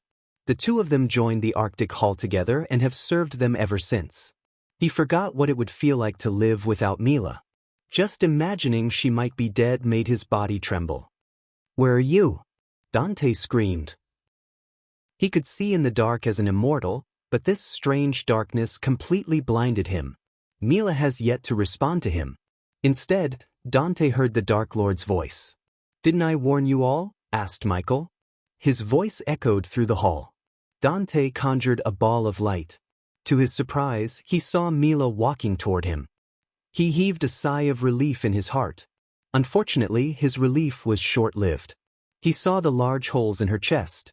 Her silver armor had blood stains. He was about to reach out for Mila when the dark beams shot straight through Mila's head. "Mila!" Dante screamed. He dashed at Mila. He caught her dead body and collapsed down. Michael utilized Dante's grief. Without wasting a second, he immediately cast the lightning dash.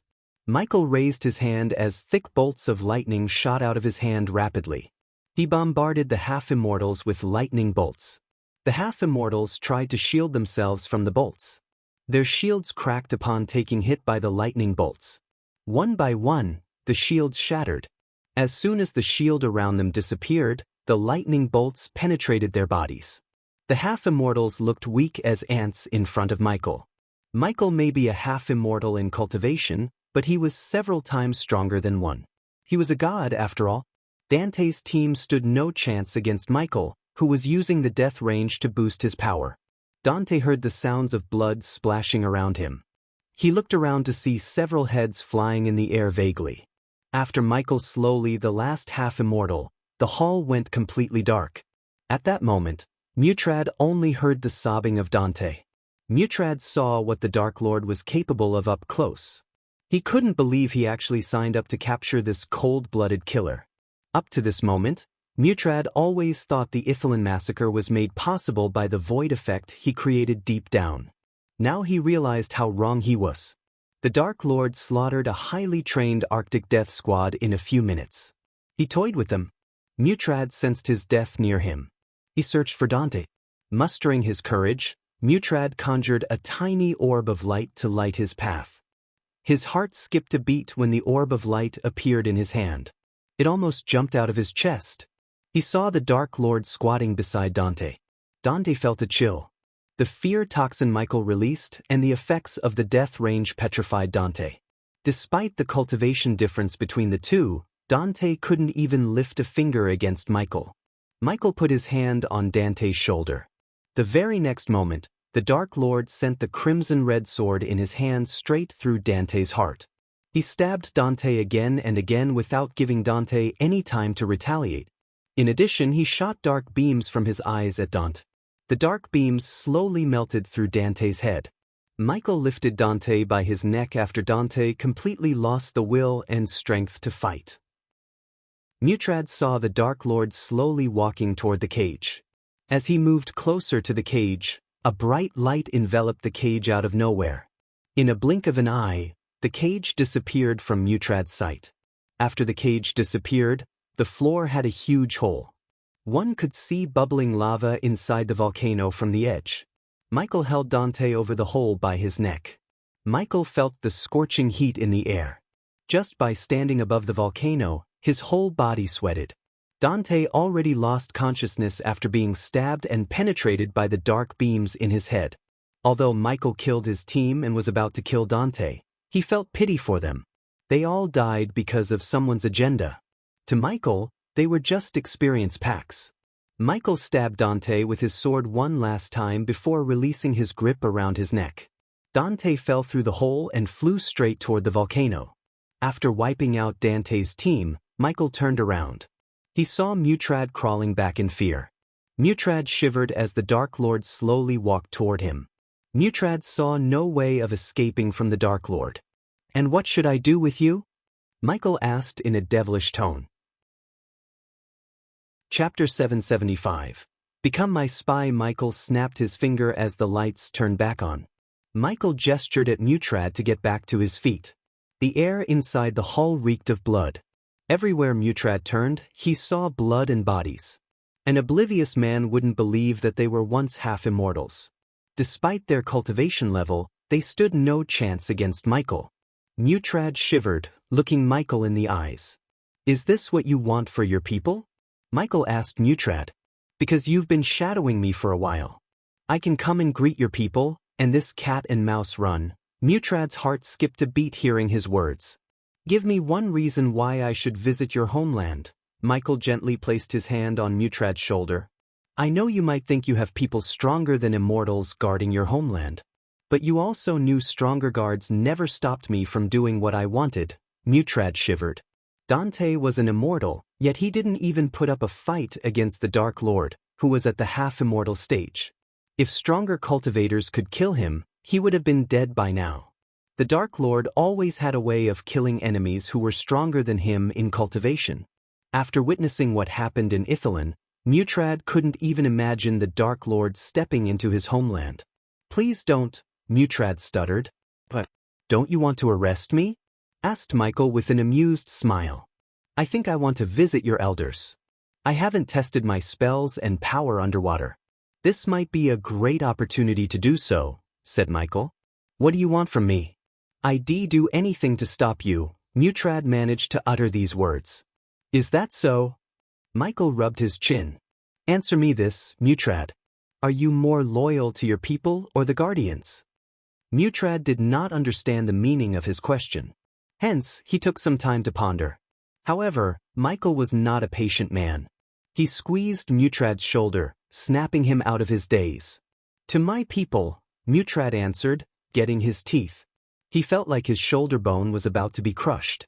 Michael loosened his grip as Mutrad heaved a sigh. "Then you won't have a problem spying on the Guardians for me, will you?" Michael smiled. For a moment, Mutrad couldn't believe what he had just heard. The Dark Lord wanted him to be his spy. And that, too, inside the Guardian Guild. "But I am not a Guardian," Mutrad said. "That didn't stop you from using and manipulating the Guardians until now," Michael said. He was nonchalant. Just like Mutrad did his research on Michael, he did the same on Mutrad. Last year, Michael assigned Azazel to learn more about the Sea Folks. One of the snippets of information Azazel had on Mutrad was how loyal Mutrad was toward the Arctic Hall and the Sea Folks. He would give his life for his people. In other words, Mutrad would do anything to protect his people. Michael always planned to use Mutrad one way or another. He was more valuable alive than dead. Moreover, Mutrad's close connection with the Guardian Guild allowed Michael to flip him against the Guardians. After all, Mutrad was loyal to his people, not to the Guardians.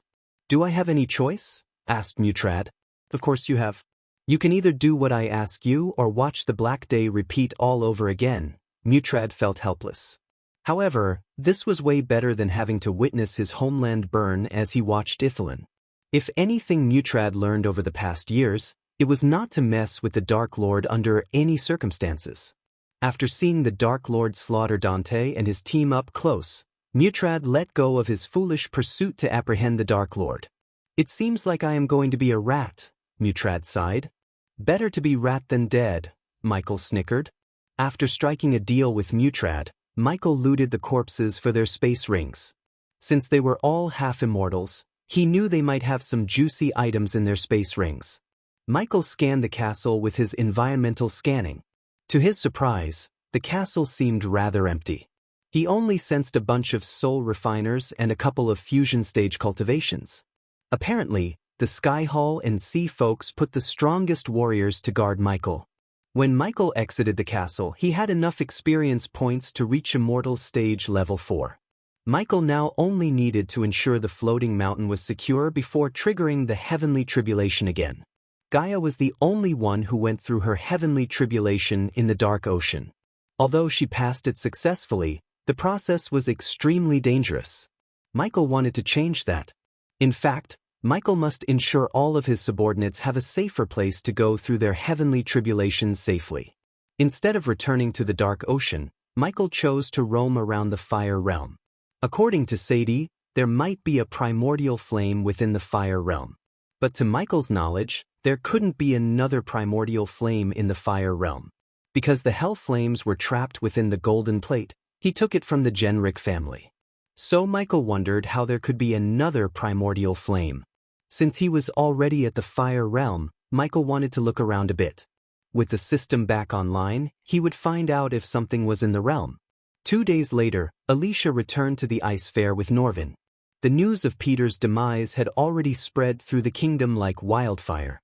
The entire kingdom knew the Dark Lord took Peter after slaughtering the Guardians and Belafort family soldiers who guarded Peter. Moreover, the rumor about the Dark Lord swearing to destroy the Belafort family spread among the people of the ice fair. The Belafort manor was built on a riverbank, overlooking a snowy mountain in the distance. The manor was extravagant enough to be called a castle. It was surrounded by thick walls and guarded by several soldiers armed to the teeth. They all bowed toward Alicia when her carriage entered the giant metal gates. Unlike ever before, Alicia felt reluctant to meet her family. She took a deep breath and exited the carriage. "Young miss," a couple of old women waited at the entrance to welcome Alicia. "Everyone is waiting for you in the main hall," said the old woman. Norvin noticed a sliver of concern and sadness in their eyes. As Norvin expected, the manor was crawling with guards. It made sense, especially after what happened to Peter. Norvin also knew the Dark Lord spread the news about the hostility between him and the Belafort family. He wanted the Belafort family to be isolated. Although no one would openly admit they were afraid of the Dark Lord, they would automatically cut ties with the Belafort so they wouldn't end up on the Dark Lord's radar. Norvin hoped Noah would come out of his seclusion soon to sort everything out with Alicia and her family. If anyone could clean up Alicia's mess, it was Noah. Alicia and Norvin followed the two old women inside. "Young miss," when they reached a marble door, the two old women gawked at Norvin. "He is coming with me," Alicia coldly said. She knew they were trying to tell her to leave Norvin outside since he wasn't a Belafort. However, as far as Alicia was concerned, Norvin was her family.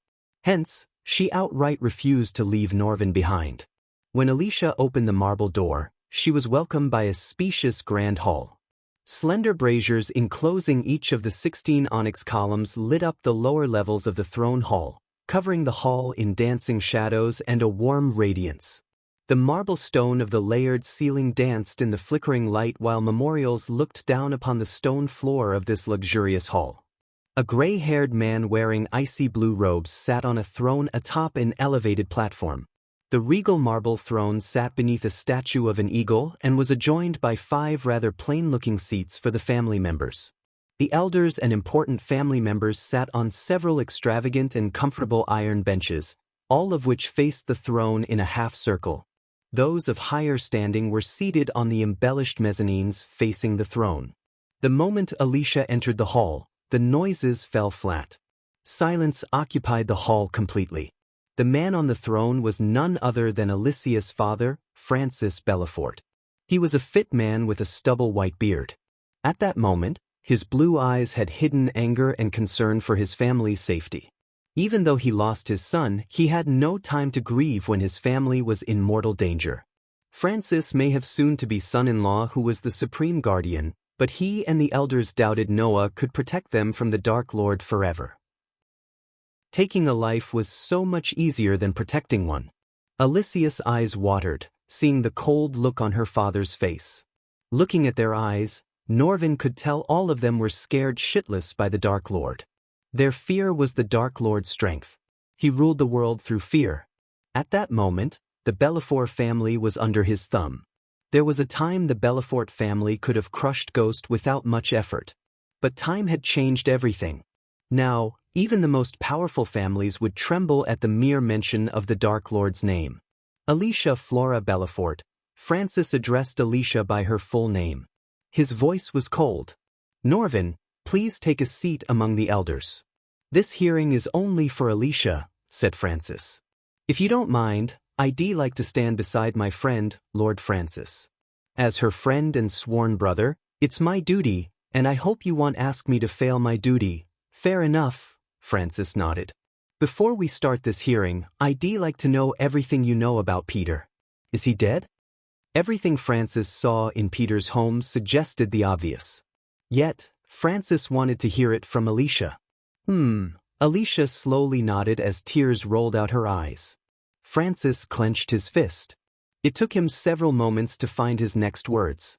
"Is it possible for us to give him a proper burial?" asked Francis. Alicia's silence spoke volumes. It was hard for them to digest that Peter, the heir to the Belafort family, died a brutal death. "It's time for you to tell us everything you know, Alicia," Francis asked Alicia. Alicia remained silent. "I am not asking you as your father. I am ordering you to speak as the head of the Belafort family." Francis' voice became colder. Finally, Alicia wiped off the tears from her face and decided to tell her father everything related to Peter's death. She didn't care about what would happen to her. They deserved to know the truth. Chapter 776, Unexpected Turn of Events. Alicia told the Belafort family everything related to Peter's death, including the fact that she worked with the Sky Hall to capture the Dark Lord.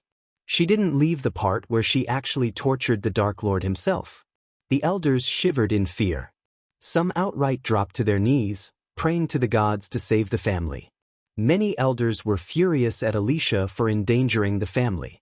For a few minutes, the elders murmured and gasped in shock. Silence. Francis raised his voice as the noise finally fell flat. "How many times have we told you to leave Peter's matter alone?" Francis asked Alicia. His eyes glimmered with anger. Because Alicia was a prodigy and his doting daughter, he always ignored her obvious anger issues. Even when she tried to gather the Belafort family to seek revenge against Ghost after the tournament, Francis only gently talked her out of it. He had never shown any anger toward Alicia. What happened to Peter in the tournament was unfortunate. But he wasn't blameless either. "You need to be ready to get burned if you play with the fire long enough." One of the gray-haired elders rose from his seat and said. Alicia clenched her fist. "Unfortunate? Is that what you call what happened to Peter?" Alicia's voice burned with rage and murderous intent. The elder almost took a step back. "He is right." Alicia's anger disappeared immediately when she heard Francis. Instead, she was stunned by her father's words. She couldn't understand how Francis could accept what Ghost did to Peter at the tournament like others. "Am I the only one who thinks Peter doesn't deserve Ghost's cruel treatment?" Alicia said, gritting her teeth. "But he was alive, wasn't he?" Francis coldly asked Alicia. "If you had left that matter alone, he would have been alive by now. The Dark Lord may have killed him, but you are just as responsible as the Dark Lord himself." Alicia couldn't believe she heard these words from her father. Even Norvin had never expected such cold treatment from Francis. Looking at Francis' treatment of Alicia, the elders dared to speak their minds. Soon, an old lady with neatly combed white hair stood up. "Does Noah Winston know you went behind his back?" asked the old woman. "He has nothing to do with this," Norvin said. "I disagree. He has everything to do with this. He might be the only person who could protect our family from the Dark Lord. Is it true that the Dark Lord said, quote, as long as she is a Belafort, they will suffer untimely deaths?" Norvin was startled. The old lady spoke the Dark Lord's words like she was there. "How did you know?" Alicia coldly asked the woman. "So it's true." The old woman collapsed as the elders gasped in shock. It was none other than Michael who spread the rumors in Ice Fair through Sadie. He wanted some of the important elders in the Belafort family to know what had happened even before Alicia told them. Still, the elders were startled to hear it from Alicia's mouth. The elders couldn't even think straight after realizing they were officially on the kill list of the Dark Lord. You can't blame her for everything. She was Peter's sister, for God's sake. If you stay still and do nothing, if the same had happened to your son, daughter, or brother, Norvin questioned the elders. Another elder stood up. "I don't know what we would have done after the tournament. But we would have definitely avoided messing with Ghost after knowing he is the freaking Dark Lord. He slaughtered immortals and literally removed Ithalin from the face of the world. And where was the Sky Hall when he killed Peter? The Great Eight clans need pawns to sacrifice to the Dark Lord. They won't let their own get killed." Another elder voiced his concern. "Because of what you had done, we might get wiped off. He slaughtered immortals. Do you think we stand a chance against him? He didn't have to come here by himself. Any one of his generals could burn us to the ground. One by one, the elders stood up and raised their voices. Francis could do nothing but watch his daughter get blamed for everything. The unfortunate thing was the elders were right. Alicia had no words to defend herself. Deep down, she knew her entire family was in danger because of what she did. At that moment, Norvin hated the Sky Hall more than anyone. They roped Alicia into this plan and never appeared to save Peter. He could only imagine what would have happened to Mutrad and his men. "I will accept any punishment you give me." Alicia dropped to her knees. The hall went silent. Norvin saw Francis rise from his throne. He hoped Alicia's mother was here. Unfortunately, the poor woman was too devastated to hear her son was dead. She lost consciousness the moment she saw the blood stains and the dead bodies in Peter's home. She was still under the care of healers. "Alicia, I don't blame you completely. You did what any loving sister would have. I know you wanted to avenge Peter. But at that same time, you ignored our warnings. You went behind our backs and endangered the entire family. You let your anger cloud your mind," Francis sighed. He couldn't speak those words looking into Alicia's eyes. But he had to do this for the sake of his family. He hoped it would be enough to calm the Dark Lord's anger. "As someone who lost a brother, I understand your feelings. Taking that and your contributions to the family into the account, I hereby exile you from the Belafort family." Tears gushed out of Alicia's eyes. Norvin was startled by Francis' words. But the elders looked relieved and satisfied with Francis' punishment. None of the elders expected a death sentence for Alicia, so they were quite satisfied with removing Alicia from the family. "From now on, you are not a Belafort, and I restrict you from using the name under any circumstances." A teardrop escaped Francis' eye. His voice stuttered. With Alicia's exile, his bloodline came to an end. "Let's just hope this will be enough for the Dark Lord," said an elder. Norvin clenched his fist. He wanted to punch everyone to death. However, he managed to suppress his anger. The last thing Norvin wanted was to make things worse for Alicia. Suddenly, a bright beam of light shot through the ceiling and landed right beside Alicia. The bright light blinded everyone. They closed their eyes using their hands. After the light beam faded away, they saw Noah Winston standing beside Alicia. "Noah!" Norvin shouted. He had never been so happy to see Noah. Just Noah's arrival made Norvin heave a sigh of relief. Noah did not utter any word but lifted Alicia to her feet by her shoulders. He wiped off the tears on her face and gently smiled. "Let me take care of this," said Noah. He turned his gaze away from Alicia to Francis. "Is this what the great Belafort family has reduced to? You'd rather exile your daughter than seek justice for your son's death?" Noah was calm, but his words were as cold as ice. If Noah was just a guardian, Francis and the elders would have raised their voices against him. But he was a supreme guardian, the leader of the Guardian Guild. Hence, they dared not to disrespect Noah. "I lost my son. I am not going to lose my family too," said Francis. "Nothing you say will revoke my judgment." "She is not a Belafort anymore." Francis said these words with a heavy heart. He had to look stout in front of the elders. He couldn't afford to look weak.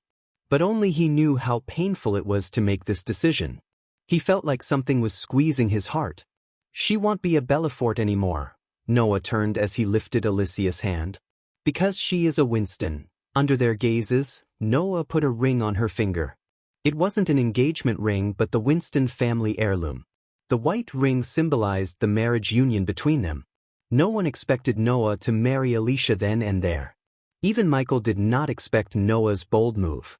He thought Noah would be furious and vent his anger on Alicia, which would break their relationship. Instead, it brought Noah and Alicia closer. Even Alicia and Norvin were stunned. Alicia just stared at Noah without batting an eye. "If Ghost wants to hurt her, he'd have to go through me." Noah grabbed Alicia's hand and walked toward the door. On his way, he raised his finger as a light beam shot toward the ceiling. Francis saw a tiny object fall down from the ceiling. It soon exploded into oblivion. Everyone realized that the Dark Lord was watching them all this time. Just the thought was enough to make their hearts skip a beat. Noah crushed the spider under his feet and exited the hall without turning back. The elders were still in shock. Francis' mind was blank. He just saw his daughter getting married before his eyes. Everything happened so sudden. He dreamed of doing Alicia's marriage as the grandest event in Ice Fair history, but the gods had another plan. Meanwhile, Michael was looking at a blank mirror. Michael was surprised to see Noah actually located his spider. It seemed to him Noah's godly powers were slowly developing. Of course, Noah was nowhere close to Michael in terms of power or god level. That was unexpected, said Michael. I don't get him. He did the exact opposite of what we imagined, said Iag. Life is full of surprises, huh? Michael smiled. Granted, what Noah did surprised him, but it didn't mess up Michael's plan whatsoever. The longer Alicia was with Noah, the more problems he would face. However, Michael admired Noah for sticking by his woman's side even when she was in the wrong. At least the two of them shared that in common. My lord, Azazel entered the room. Lord Eladir is waiting for you outside, said Azazel. Everything ready? Michael asked. Everything is ready, my lord. Michael took a deep breath. Since he got the Elven rune, it was time to reach the 6-star alchemist level. Chapter 777. Pray to the Dark Lord. After Michael revealed himself as the Dark Lord, the Sunrise sect faced several slanders from the nobles and the Guardian Guild. The rival sects used this as an excuse to isolate the sect and cause its downfall. After Noah took the throne of the Supreme Guardian, he launched an extensive investigation on the Sunrise sect and learned the Dark Lord had no more connections with the sect. As an individual, Noah knew Ghost genuinely helped the sect to grow. Just because he was the Dark Lord, Noah couldn't disregard all the good Ghost did to the Sunrise sect and the River Town. Under the Sunrise sect's leadership, the River Town became one of the richest cities in the Elon continent. The town may be small, but that didn't stop them from prospering. After Noah's investigation redeemed the Sunrise sect, disciples resumed joining the sect. The Sunrise sect had the highest breaking-through rate compared to the rest of the sections. Thanks to the biggest herbal garden on the continent and the talented alchemists in the sect, they refined powerful potions and pills. They continued the tradition of giving out pills and potions for free to the disciples even after Michael left the sect. Since the Dark Lord himself was a former disciple, no one even dared to think about harming anyone in the sect. To the outside world, the Sunrise sect had no connection with the Dark Lord. But in reality, someone in the sect still was in touch with the Dark Lord. It was none other than Elder Ella. Under her takeover spree, the Sunrise sect had taken over more than 30 sects and became the largest sect in the continent. Recently, Ella had been trying to broaden her horizon to the Azer continent. The sky above the peaceful sect was littered with stars. Nighttime brought beauty like no other time of day. The only sound that resonated in the mountains was the wind whistling through trees, with the occasional cricket chirping here and there. In the daytime, the sect grounds bustled with disciples and staff. The nighttime, however, the exact opposite of the daytime. The disciples were inside their rooms, cultivating and meditating, while the outsiders were prohibited from entering the sect ground without the elders' permission. The sect became so peaceful that it was difficult not to relax completely while looking at this particular nighttime beauty. The sky was covered with blackness and speckled with millions of stars. The blue moon dazzles in the sky, bathing the Jade Mountain with its sparkling blue light. Under this starry sky, a figure walked atop a lone mountain where the Dark Lord used to meditate. One could see the entire sect and the river town from this mountain peak. This mountain was restricted to the disciples as the Guardian believed the aura of the Dark Lord could still be around and influence the disciples. But it was all a horde of bullshit. Nonetheless, only the elders and sect leader Claire were allowed to access this particular mountain. I need your help, the figure said gently. Her silky smooth skin almost reflected the dazzling moonlight. The wind blew past her, making her striking golden hair flutter in the air. Claire sat on the mat the Dark Lord used to meditate. To her, the Dark Lord was like her little brother. No matter what the world said about him, she knew better than to trust the world. Looking at the world from here, tears rolled out her eyes without control. She felt a strange sense of security in this place. You know, my grandfather had gone missing, Claire said to the sky, hoping it would reach the Dark Lord somehow. It had been 3 weeks since Christopher went missing. Before Ghost revealed himself as the Dark Lord to the world, he broke Christopher's curse. Claire had never been happier in her life. She saw her grandfather finally able to sleep without groaning in pain. Although one of their disciples turned out to be the Dark Lord, everything went relatively fine for Claire and the sect. However, that was only until Christopher began discussing rescuing Claire's mother, Elisha Mortero. She was held prisoner by the Mortero family for almost 3 decades. The Mortero family was based in the kingdom of Nelnather. It was one of the 3 elven kingdoms in the R continent. Unlike the other 2, Nelnather was extremely hostile against the other races. Of course, they put on a facade of being friendly and welcoming, but deep down, most of the elves would kill the other races in a heartbeat. Most of the racist elves Michael met in Mazeroth hailed from Nelnather. Hence, they went to such an extent to hunt down Elisha and her human husband. Luckily for Claire, she inherited human features rather than 11 features. Otherwise, she would have ended up in a different prison. I searched everywhere. But who am I kidding? I know where he went. I'm just too weak to go there. I am afraid, Ghost, Claire sobbed. Everyone advised her to go to the Guardian Guild. But Claire knew they wouldn't lift a finger to help Claire. Everyone in the Guardian Guild hated the Sunrise sect and Claire because of the Dark Lord. Even after Noah proved the sect had nothing to do with the Dark Lord anymore, he couldn't wipe out the hatred in the Guardians' minds. She was nowhere close to fighting the elves. Due to the immense workload and the thought of her mother, Claire's cultivation slowed down. She was stuck at the soul refining stage level 10 for almost a year. She had too many things in her mind that created a bottleneck in her cultivation. Because she was the sect leader, she couldn't afford to look weak and vulnerable. Yet, deep down, she was afraid like a little girl.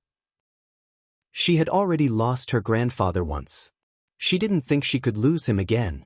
Every time she felt helpless, Ghost was always there for her. She hoped he would appear before her one more time. She closed her eyes, praying to the Dark Lord. Worshipping the Dark Lord was a crime punishable by death in some kingdoms. The Guardian Guild came up with this punishment, only to get demolished by Noah. Instead of killing the worshippers, Noah captured them and asked why they were praying to the Dark Lord.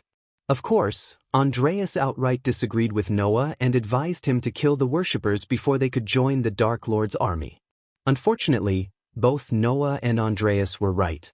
Some of them did join the Dark Lord's army, but many who Noah captured let go of Dark Lord worshipping and returned to their normal life with a little help from the guild. Unknowing to the Guardian Guild, the Dark Lord had his underlings among the people. Whenever someone prayed for the Dark Lord, their prayers would be answered in exchange for loyalty. Please answer my prayers. They say you are a god. A god should answer prayers. You always answered my prayers. Please, do it one more time. Claire collapsed her hands together and prayed for the Dark Lord. A gentle breeze of wind blew past Claire. She heard the dried leaves rustling around her. Still, she did not open her eyes. She completely focused on her prayer. Tears slowly rolled out of her eyes. For a few minutes, the only companion she had was silence. After a while, she lost track of time. When she was drowned in prayer, another gentle breeze blew past her. To her surprise, the breeze of wind blew against her face as though it was trying to pry open her eyes. Claire's neck hair stood up when she heard a voice from behind. For a moment, Claire thought her mind was playing games. Did you call for me? Claire clearly heard the voice. It was undoubtedly Ghost's. She abruptly opened her eyes.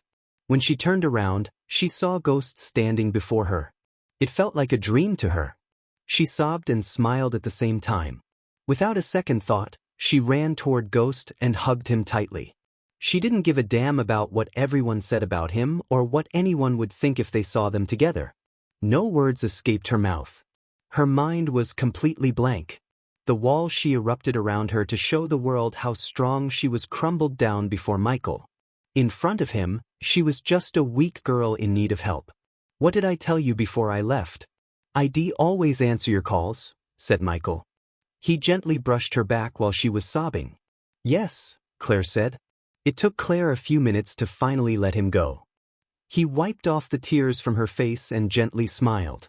"Don't cry. I'm here. You have nothing to worry about." Michael took her hands, leading her to the mountain edge. He sat on the edge and gestured at her to sit beside him. "What happened?" Michael asked Claire as though he didn't know what made her pray for him. As a matter of fact, Sadie was tasked to get as much information as possible about the Maltero family. Even though Michael's spy network was still in the beginning stages, he could almost learn anything through the Silver Moon Girls. Sadie already sent an elf to Nelnather. Michael wanted to know everything he could before rescuing Claire's mother. He may be the Dark Lord, but he cared for everyone around him. Since the elves of Nelnather were a bunch of racist scums, giving them the Dark Lord treatment was just a bonus. Claire told Michael everything about her grandfather's disappearance. He patiently listened to Claire's story and felt pity for her. The elves really messed up her life. After Claire finished her story, Michael squeezed her hand. "If your mother is still alive, I will bring her to you," said Michael. "She had to be," Claire's voice stuttered. Michael did not want to make any false promises. There was a certain possibility that Claire's mother was dead. Even he wouldn't be able to bring the dead back to life. However, if she was alive, nothing could stop him from rescuing her and reuniting her with Claire. Chapter 778, Six-Star Alchemist. After leaving the Sunrise Sect, Michael returned to the Dark Ocean. He spent almost 2 hours with Claire. At first, they just talked about Alasha and the Mortero family. Then, their topic turned toward the sect, personal life, and even marriage. To Michael's surprise, Claire asked him to come to the Dark Ocean, leaving everything behind. However, Michael refused the idea. Instead, Michael wanted her to stay in Elon and continue to lead the Sunrise Sect to prosperity. The Sunrise Sect and the River Town were something he was so proud of. When the war with the 8 great clans and the Eskai Hall was over, he even planned to settle down in the River Town.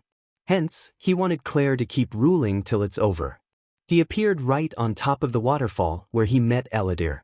"My lord," Eladir slightly bent his back to show respect. The ground around Eladir glimmered in the darkness. Before the Dark Lord arrived, Eladir created this array to let the Dark Lord absorb the Elven rune. Because it was just a simple array, Eladir created it in a few minutes. When the Dark Lord appeared, he stood in the array's center. "Please come to the center, my lord." Eladir gestured at Michael to step into the array. Upon reaching the center, Michael noticed the runes in the array glow brighter. He felt a strange sensation throughout his body. He took out the golden plate with the elven rune engraved in it. The array flickered as soon as the elven rune appeared in Michael's hand. The elven rune responded to the array by radiating a crimson-red light. The 2 lights glowed brighter and brighter as the golden plate trembled in Michael's hand. "Focus on the rune and try to absorb it, my lord," Eladir instructed Michael. He did as he was told. First, Michael closed his eyes. He tried to feel the energy radiating from the rune. While focusing on the rune, he started to feel a strange connection with the rune. Warm energy washed over him. Eladir saw the red rune slowly floating toward the Dark Lord. Inch by inch, it moved closer to the Dark Lord's forehead. The rune disappeared into the Dark Lord's head a few seconds later. Michael felt a bolt of electricity running down his spine. The host has absorbed the elven rune. Fire mastery has increased by 10%. Current fire mastery is 40%. The host has fulfilled the requirements needed to become a 6-star alchemist. Does the host wish to upgrade to the 6-star alchemist level? Michael saw his vision being filled with system notifications. Finally, after such a long time, he was able to reach the 6-star alchemist level. Yes, Michael willed the system to upgrade his alchemy skill. As usual, he felt an acute pain in his brain. Fortunately, the pain only lasted for several seconds. Congratulations to the host for becoming the 6-star alchemist. The host can now refine pills and potions with 100% purity, said the system. The array around Michael slowly lost its glow. Michael raised his hand, conjuring his alchemy flames. Unlike before, purplish flames appeared above Michael's palm instead of emerald green flames. This flame burned hotter and brighter. Granted, it was nowhere close to the dark flames, but still, it was several times hotter and more powerful than the emerald green flames. "Now you are a 6-star alchemist, my lord," said Eladir. He couldn't help admiring the Dark Lord's talents. But Eladir never felt any jealousy. He knew there was a struggle and hard work behind everything the Dark Lord had. He spent a year pretending to be Elmer in the Genric family to get the Elven rune. Many with his power and resources wouldn't go through such a struggle. With a flick of his wrist, Michael took out several ingredients from the system store. Now that he had reached the 6-star alchemist level, Michael decided to brew a potion that had been in his mind for so long. Under Eladir's curious gaze, Michael tossed the ingredients into the purple flame. To brew the potion with 100% purity, Michael either needed a legendary cauldron or a 100% fire master. Since he had neither, he could only hope for 97% pure pills and potions. As far as Michael was concerned, buying a cauldron from the system was a waste of badass points. Instead, he opted to buy it locally. Gold coins were much cheaper and easier to get than the badass points.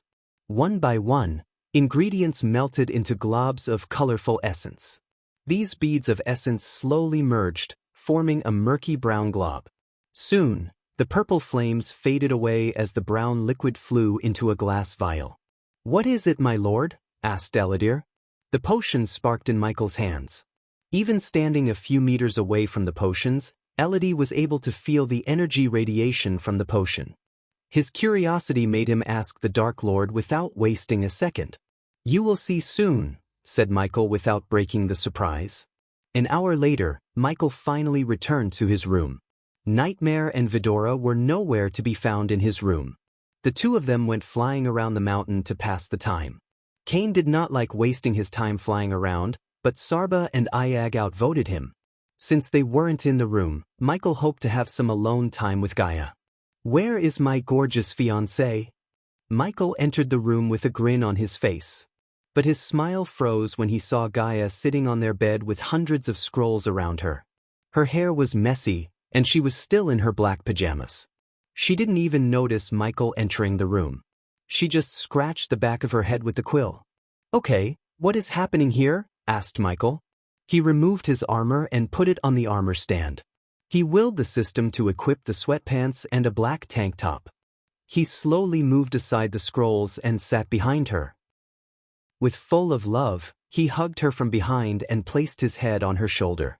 "What's bothering you?" asked Michael. "The financial state of our order." "We are in trouble, Michael," Gaia said with a grave voice. "We need to generate more income instead of solely relying on Giselle. The more we take from Giselle, the more attraction we draw from the world," Gaia sighed. Judging by the look in her eyes, Michael realized they were really in neck-deep trouble. To be honest, Michael had never meddled with the financial side of things. He let Gaia handle it because she had more experience managing than him. "We are running out of pirates to pillage. They are joining our ranks instead of fighting. So every day, the number of mouths we have to feed and pay for increases. At this rate, we'd be bankrupt in few months. That bad, huh?" Gaia nodded. "Let's just hope Saber and his party return from the treacherous ocean with some treasures. It won't solve anything but temporarily fix our situation till H." Suddenly Gaia shouted. "The fuck?" Gaia furiously turned around. "What part of our conversation made you think, oh, I should pinch her waist? The part where you being so pretty and cute." Michael kissed her on the cheek, pulling her down to the bed. He cuddled her so tight. "You are so annoying," Gaia giggled. Regardless of her tension and pressure, he made her smile. She got on top of Michael as he hugged her tight. The two of them could feel each other's fragrance and hot warmth. "Guess who is the 6-star alchemist in the Dark Ocean?" asked Michael with a sly grin. "Really? When did that happen? Why didn't you tell me?" Gaia asked as Michael chuckled. "I did. You just forgot." "Shit," Gaia smacked herself on the head. "I am Chori." Gaia rubbed her nose with Michael before kissing him on the forehead. "I should be the one to say sorry. I shouldn't have put all the financial side of things on your head. After we return from Nelnither, they'll find a way to generate more income." "Nelnither? Isn't that the Elven kingdom filled with racist assholes?" "Yes," Michael chuckled. Why do we need to go there? Asked Gaia. Michael heaved a sigh as he began to tell her everything that Claire had told him. After listening to Michael, Gaia felt pity for Claire. I almost forgot Christopher and Elisha. We did give them our word we'd help Claire reunite with her family. When are we leaving? Since Gaia lost her mother when she was little, she knew how Claire felt. It made Gaia sympathize with her. Besides, Claire was her friend. Hence, they decided to help her. After I break through to the immortal stage, the moment she heard Michael's words, her brows arched up. She couldn't believe him. What the fuck? You just became a half-immortal. Gaia wanted to punch him in the face. Noah was his rival, yet he was still stuck at the fusion stage. Meanwhile, Michael accumulated enough experience points to jump from half-immortal level 10 to immortal stage level 4. Gaia could only imagine how powerful he would become after reaching the immortal stage. It was really difficult not to feel jealous of his cultivation speed. What can I say? I am a god, Michael shrugged. How long will be your heavenly tribulation this time?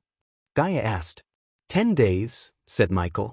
According to the system, his heavenly tribulation would last 10 days, and it recommended Michael find a safe place or make the dark ocean safe. Fortunately, Eliduri was working on creating a new array to prevent the lightning storm around the dark ocean from intervening in his heavenly tribulations. Michael had no interest in finding a new place. The dark ocean was the only place the Guardians wouldn't dare to come to. Even if they tried, the lightning storm and the weather would take care of them. Michael wasn't the same man he was a year before. He had a powerful army. Every day they grew in number and power. The only problem was the current financial state. Although Michael vaguely had an idea for a new source of income, he lacked the necessary things. Is it safe to trigger the tribulation here? Last time I almost died. Heavenly tribulation and the lightning storm do not make a good pair. Elidir will take care of it, said Michael. Chapter 779. The Dark Lord has triggered a tribulation again. A few days after Mutrad survived the slaughter and struck a deal with the Dark Lord, he was summoned by the Supreme Guardian. This was the first time Mutrad had stepped into the Winston Manor. The guards patrolling the premise looked proud and walked with their chests puffed up. Since Norvin accompanied Mutrad, the guards did not stop him. Mutrad descended to the ground. Noah is waiting in the garden. This way, Norvin gestured at Mutrad to follow him. Mutrad's heartbeat slowly rose. He was the Dark Lord's spy. So naturally, he felt an uneasiness in Noah's house. He hated being stuck between two gods. At least Noah was not as brutal and ruthless as the Dark Lord. Mutrad could still remember when Andreas revealed himself and told the entire world that Noah was the god of light. At that moment, Noah became the poster child for the fight against the Dark Lord. But the fear of the Dark Lord spread throughout the world like wildfire. The fear undermined Noah's rule and power. Moreover, Noah's feats were nowhere close to what the Dark Lord did. Mutrad slowly followed behind Norvin to the garden. They walked around the manor instead of through it. As he stepped into an elegant garden with a pond in the center, he noticed Noah's mother sitting on a bench and feeding the birds. Mother, Norvin smiled when she turned her gaze toward them. You are late, said Diana. Sorry, Norvin scratched the back of his head. She looked at Mutrad. Who is this? It's a pleasure to meet you, Lady Diana. I am Mutrad. Mutrad slowly bowed. For a moment, Norvin could swear he saw a glimmer of anger within Diana's eyes. But soon, the anger faded away as she smiled. You must be the representative of House Halrid. Yes, Mutrad nodded. He felt something strange about this woman. She looked gentle, yet something about her bothered him. He shoved his doubts aside. After meeting the Dark Lord, he doubted everyone. Wait here. I'll go send Noah. Diana quickly left the garden. Since Mutrad was tasked to apprehend the Dark Lord, he made it into Harriet's hit list. Mutrad was still alive because she did not want more heat to fall on Michael. If she killed Mutrad, the sea folks would retaliate by sending their army to fight Michael. The last thing Diana wanted was more trouble for her son. After Diana left, Mutrad sat on the bench with Norvin. You all right? Asked Norvin. Mutrad was not a very talkative person. but he was unusually silent ever since he returned from the Fire Realm. Granted, he met the Dark Lord face to face and lived to tell the tales, yet Norvin couldn't help feeling amiss. Why wouldn't I be? You look worried. Is something bothering you? Mutrad rolled his eyes. He hated Norvin's concern. Unlike him, Norvin and Alicia escaped the Dark Lord using a teleportation scroll. They weren't there to see how the Dark Lord brutally slaughtered his men. Of course, something's bothering me. I just survived the Dark Lord. I was this close to dying, said Mutrad. About that, why didn't you use the teleportation scroll? You got one right? I wasn't lucky. After you teleported, the Dark Lord locked the space around us. I tried and failed, said Mutrad. It was a lie. He was petrified and failed to use the teleportation scroll. Ever since that day, Mutrad couldn't close his eyes. Because every time he did, he saw vividly how the Dark Lord slaughtered the men. To be honest, Mutrad wanted to return to his homeworld, leaving all this behind him. However, his elders ordered him not to. Hence, he had no choice but to remain in the land and spy for the Dark Lord. Otherwise, his homeland would become the next Ithilien. You are lucky. Suddenly, Mutrad heard Noah's voice. He turned around to see Noah walking toward them. To Mutrad's surprise, Alicia was standing beside Diana at the doorway. After what had happened in the Fire Realm, Mutrad thought Noah would kick out Alicia. Imagine his surprise when he heard Noah actually married her. Mutrad failed to figure out what Noah was thinking. Even Alicia's family exiled her from the family. One thing was sure, the Winstons were either stupid or prepared to face the Dark Lord's wrath. If Mutrad had to bet on someone between Noah and the Dark Lord, he would choose the Dark Lord without a second thought. However, Mutrad dared not to underestimate Noah. According to Mutrad's men, Noah often went on secret adventures, leaving his post. It meant one thing: he was looking for something. Mutrad knew it must be something worth sacrificing his cultivation. Noah could have reached the fusion stage by now, yet he chose not to. Everyone in the guild wondered why. If he was going to face the Dark Lord, Noah had a long way to go. When Noah appeared, Norvin transformed himself into his natural form and climbed onto Noah's shoulder. Noah sat beside Mutrad with a smile. You are here and not under 6 feet. It means you are lucky, Mutrad, said Noah. I don't feel lucky, said Mutrad. There must be a reason why Ghost left you alive. Noah had doubts about why Ghost chose to leave Mutrad alive instead of killing him. Knowing how Ghost loved to make connections, Noah suspected Mutrad of being his spy. Lately, he and his teacher had more disagreements. But on Mutrad's matter, they both agreed that the Dark Lord might have turned Mutrad. There was no other plausible way to explain why Ghost spared Mutrad. Where are you getting at, Noah? Mutrad creased his brows. Nowhere. Just needed to get your side of things before closing the file on the Fire Realm incident, said Noah. Mutrad was surprised and almost couldn't believe Noah. He expected Noah to investigate the matter further. Contrary to his expectation, Noah said he was about to close the file. Don't be surprised. As though Noah had read Mutrad's mind, he asked him not to be surprised. It was not my operation or guild's. It's a mess the Arctic Hall and Sky Hall need to clean. If it wasn't for Alicia's involvement, I wouldn't have bothered about all this, Noah sighed. I just need to know what happened after Alicia and Norvin left the hall. I heard Ghost teleported the cage before killing everyone. Mutrad nodded. Did the Sky Hall meet Alicia afterward? Mutrad asked Noah. Unfortunately, no. Even Noah was surprised that no one from the Sky Hall bothered to meet Alicia after what happened in the Fire Realm. According to Andreas, the Sky Hall may have lost its ways. But Noah couldn't understand what's more important than the Dark Lord. The longer they let the Dark Lord free, the stronger he would become. Any Alpha Guardian could have killed Ghost a year ago without breaking a sweat. But now, they were afraid of him.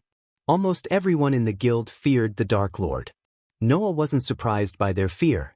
He had done nothing to reassure them. Sadly, they would have to fear him long until he finds all the god-killing arrows. Until now, he managed to get 2 arrows. The Emazaroth founders went to great lengths to hide the arrows. Moreover, They forged replicas of the god-killing arrows to confuse the Dark Lord in case he searched for these arrows. Noah found 2 of these replicas. If it wasn't for the original arrow in his possession, he would have believed these replicas as the original ones. Mutrad saw no point in hiding what happened after Alicia and Norvin teleported. He told Noah everything except the fact that he had struck a deal with the Dark Lord. Noah was about to question Mutrad when a Winston family guard interrupted their meeting. "Young Master Noah, there is someone from the guild who wants to meet you." "He said it's urgent," said the guard. "Bring him." Noah waited for the guard to return. A few moments later, the guard came with a guardian. To Noah's surprise, this guardian was one of the men he sent to the southern continent. Their task was to monitor the dark ocean and report back to him. Judging by the look on the guardian's face, Noah could tell something happened. The guardian looked reluctant when he saw Mutrad. "It's okay. Tell us what happened," asked Noah. Not that Noah trusted Mutrad, but he wanted to see how Mutrad would react. "Supreme Guardian, the Dark Lord has triggered a heavenly tribulation in the dark ocean." As soon as they heard the guardian, they were stunned. Norvin's eyes widened to the point it looked like his eyes were about to pop out. Mutrad's mind went blank. "Is it Ghost, or someone else triggered the heavenly tribulation?" asked Noah. "It's him, Supreme Guardian. He's trying to become an immortal." Mutrad felt that he made the right choice by striking a deal with the Dark Lord. He slaughtered the Arctic Hall's best men when he was just a half-immortal. How strong would he be after reaching the immortal stage? Definitely stronger than Noah. God or not, Noah was just a soul-refining stage cultivator. Meanwhile, the Dark Lord was about to reach immortality. "We have to strike him down now." "This might be our only opportunity," Norvin quickly said. However, Noah shook his head. Sending a team to interrupt his heavenly tribulation is like sending them to their deaths. He would not have triggered the tribulation without preparing for the worst, so are we going to sit around and wait for him to get stronger? Asked Norvin as Noah shook his head. "I have plans," said Noah. Noah dismissed the guardian before inviting Mutrad to a feast inside the manor. The rest of the day was pretty much uneventful. Mutrad just had his belly full of food and left the Winston manor. The Winstons were preparing for the baby shower as Catherine and Andres were expecting their second child. Almost everyone prominent in the Elon continent would come to bless the couples. Hence, everyone in the manor had work to their necks. Mutrad just hoped the Dark Lord wouldn't be one of the guests. Chapter 780, Second Armor Piece. On the 6th day of Michael's heavenly tribulation, Adelia was flying about an endless ocean alone. The horizon seemed to be stitched with a silver line. The sea beneath her murmured with hypnotic waves. The palpitating pulse of the sea was steady and peaceful. It soothed her soul to hear the rhythmic songs the waves and the wind composed. A warm, tangy smell came from the sea as she flew. The dazzling moon glowed as much as the sun. Suddenly, she dived down into the ocean. As soon as her body touched the water, she transformed herself into her snake form. In her snake form, she was a monstrous silver snake with diamond-like scales. Her silver scales reflected the light as she swam deeper into the ocean. The deep sea was a world of its own. It was littered with plant life and corals. They glimmered like jewels and diamonds in the sea. Swarms of fish brushed past Adelia without any fear. Adelia didn't even need a light source to navigate through the sea. Instead, she had the luminous stones to light her path. She wondered how a ruin could be in the sea. But she trusted the Dark Lord. Apparently, the second armor piece was hiding in ruin under the sea. After swimming for a few minutes, Adelia noticed 2 corals the size of boulders next to each other. There was a crack between the 2 corals. That must be it, thought Adelia. She hastened her speed. For some reason, the closer she got to the boulders, the lighter she felt.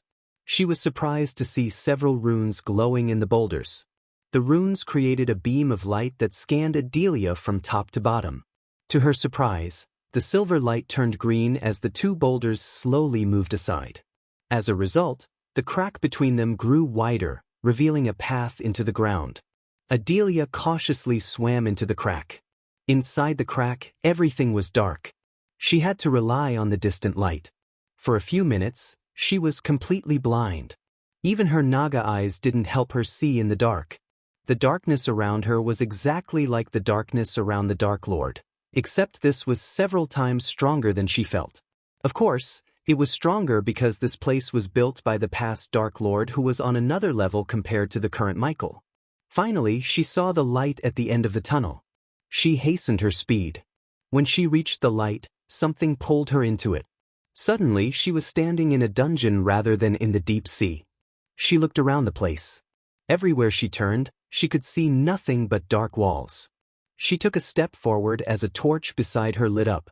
One by one, torches lit up, lighting the place. The place creeped out Adelia. She almost regretted taking the task. At first, the Dark Lord considered sending Saber to retrieve the armor piece. However, Adelia asked the Dark Lord to give her the task because she wanted to clear her mind alone. Compared to searching for the god-killing arrows, retrieving the armor piece seemed like a walk in the park to her. But her relief was short-lived. She noticed countless runes lit up in the walls. As soon as they started to glow, Adelia felt her cultivation being suppressed. Her power fell from the half-immortal stage to the fusion stage and then to the body-refining stage. In a couple of seconds, she became powerless. Fucking hell, Adelia cursed the place. She tapped the device around her wrist as the device radiated a dim red light. Soon, her cultivation level rose up to the body-strengthening stage. The arch-energy crystal within the device couldn't raise her power to the half-immortal stage, but it was better than being powerless. Aren't you a treasure to have? Adelia smiled at the device around her wrist. Despite its size and look, this device was the most powerful and valuable thing probably in the entire world. It enabled its wearer to cultivate even within the void line. She still couldn't believe the Dark Lord managed to build such a device all by himself. If it wasn't for this device, she would have been powerless by now. But after seeing the place makes people powerless, Adelia didn't dare to underestimate it. She cautiously walked forward.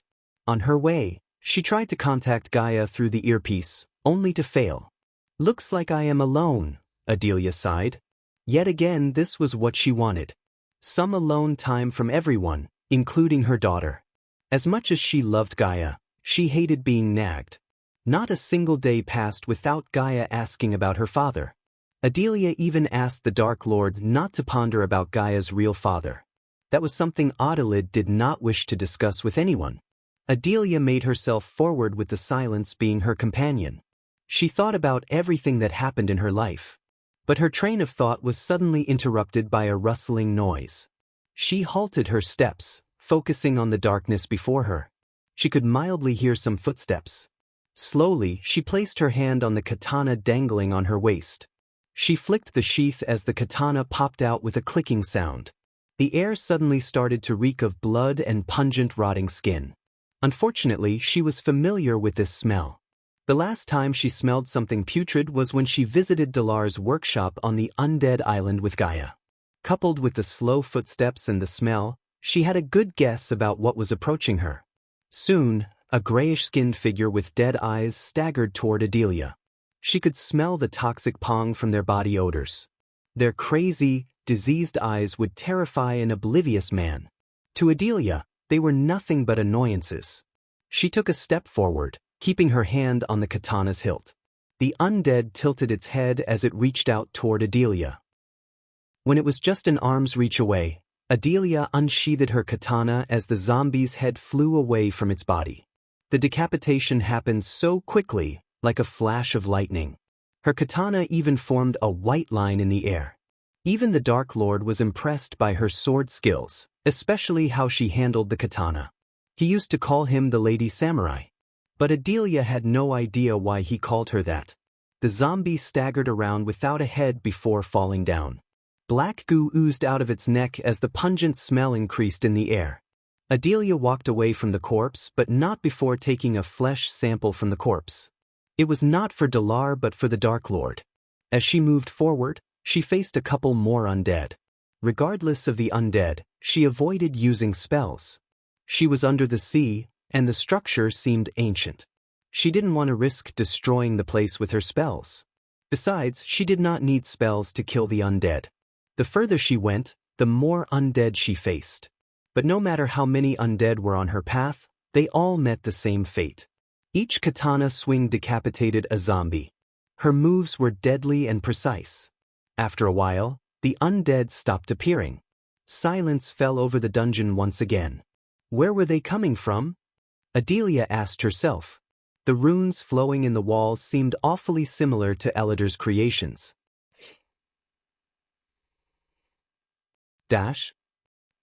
This time travel thing fucks with my brain. Adelia kicked the wall.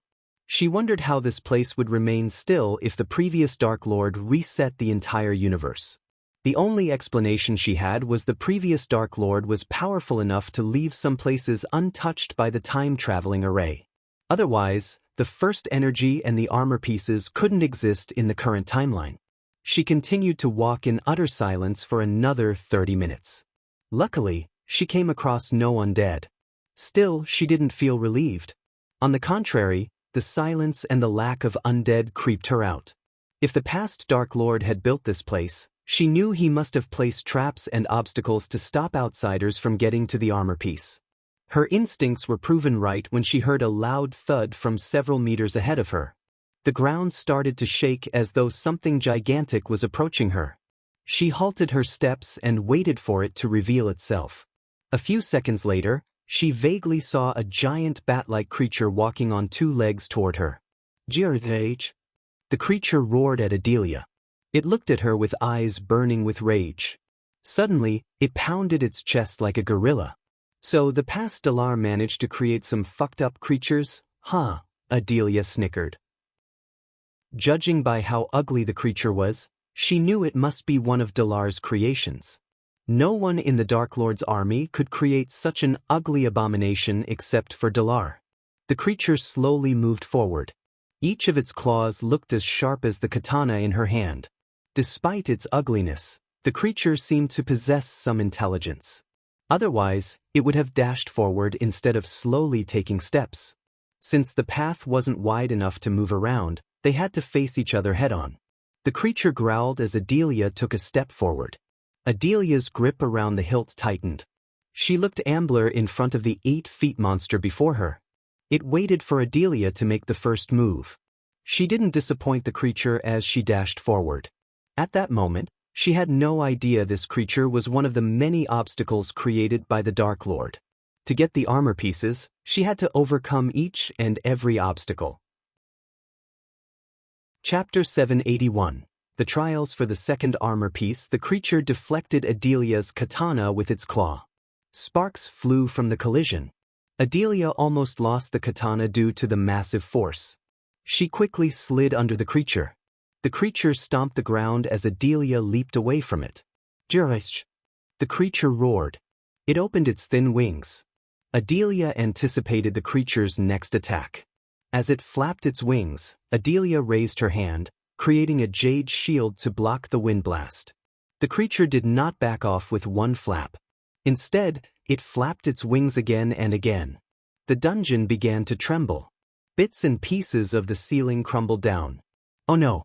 You are going to kill us both," Adelia snickered. She quickly dashed at the creature to prevent it from destroying the place. The creature swung its front legs. Adelia slid under its arms and cut its thigh. Blood spurted out as the creature roared in pain. The creature stumbled down. Her blade cut several inches deep into its thighs. The creature stomped the ground. Adelia tried to leap away, but the shock wave blasted her onto the wall behind before she could escape. The creature's eyes burned with rage and pain. To Adelia's surprise, the creature picked a handful of soil and rubbed it in its wound. The creature again surprised Adelia by taking the torch and burning its wound. Finally, the bleeding stopped. Adelia had to admire the creature's intelligence. This time, the creature dashed at Adelia with lightning speed. Even Adelia failed to roll out of its path. As a result, the creature swatted Adelia like a bug. The force threw Adelia onto a wall. She coughed blood. Without twisting any second, Adelia quickly retrieved a healing potion from her space ring and chugged it down her throat. She immediately felt revitalized. Cuts and bruises on her body faded away. Seeing her use the healing potion, the creature shrieked. It pounded its chest as though it hated her using the potion. "Do you hate that ugly?" Adelia antagonized the creature. Once again, the creature dashed at her faster than before. Adelia did not move. On the contrary, she pressed her feet on the ground and stayed still. When the creature swung its claws, Adelia bent backward, evading the claws.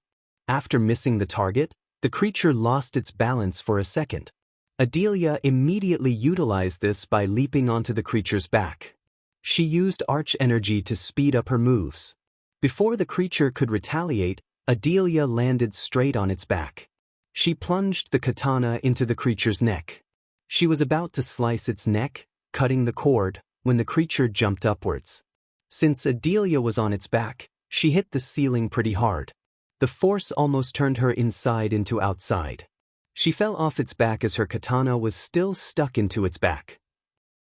The creature quickly grabbed Adelia and hit her against the ground. It sent Adelia flying with a single kick. Adelia's vision blurred. Blood oozed out of her nostrils and mouth. "I am fucking done with this," Adelia coughed. The creature pounded its chest once again. It waited for Adelia to use the healing potion. On the contrary, Adelia picked herself up without using the healing potion. Her pupils flickered. When she blinked, her human pupils turned vertically slit like a snake's. Under the creature's furious gaze, Adelia's body transformed. The creature took a step back in feet in a few moments. She went from human to giant snake. She stood 9 feet tall.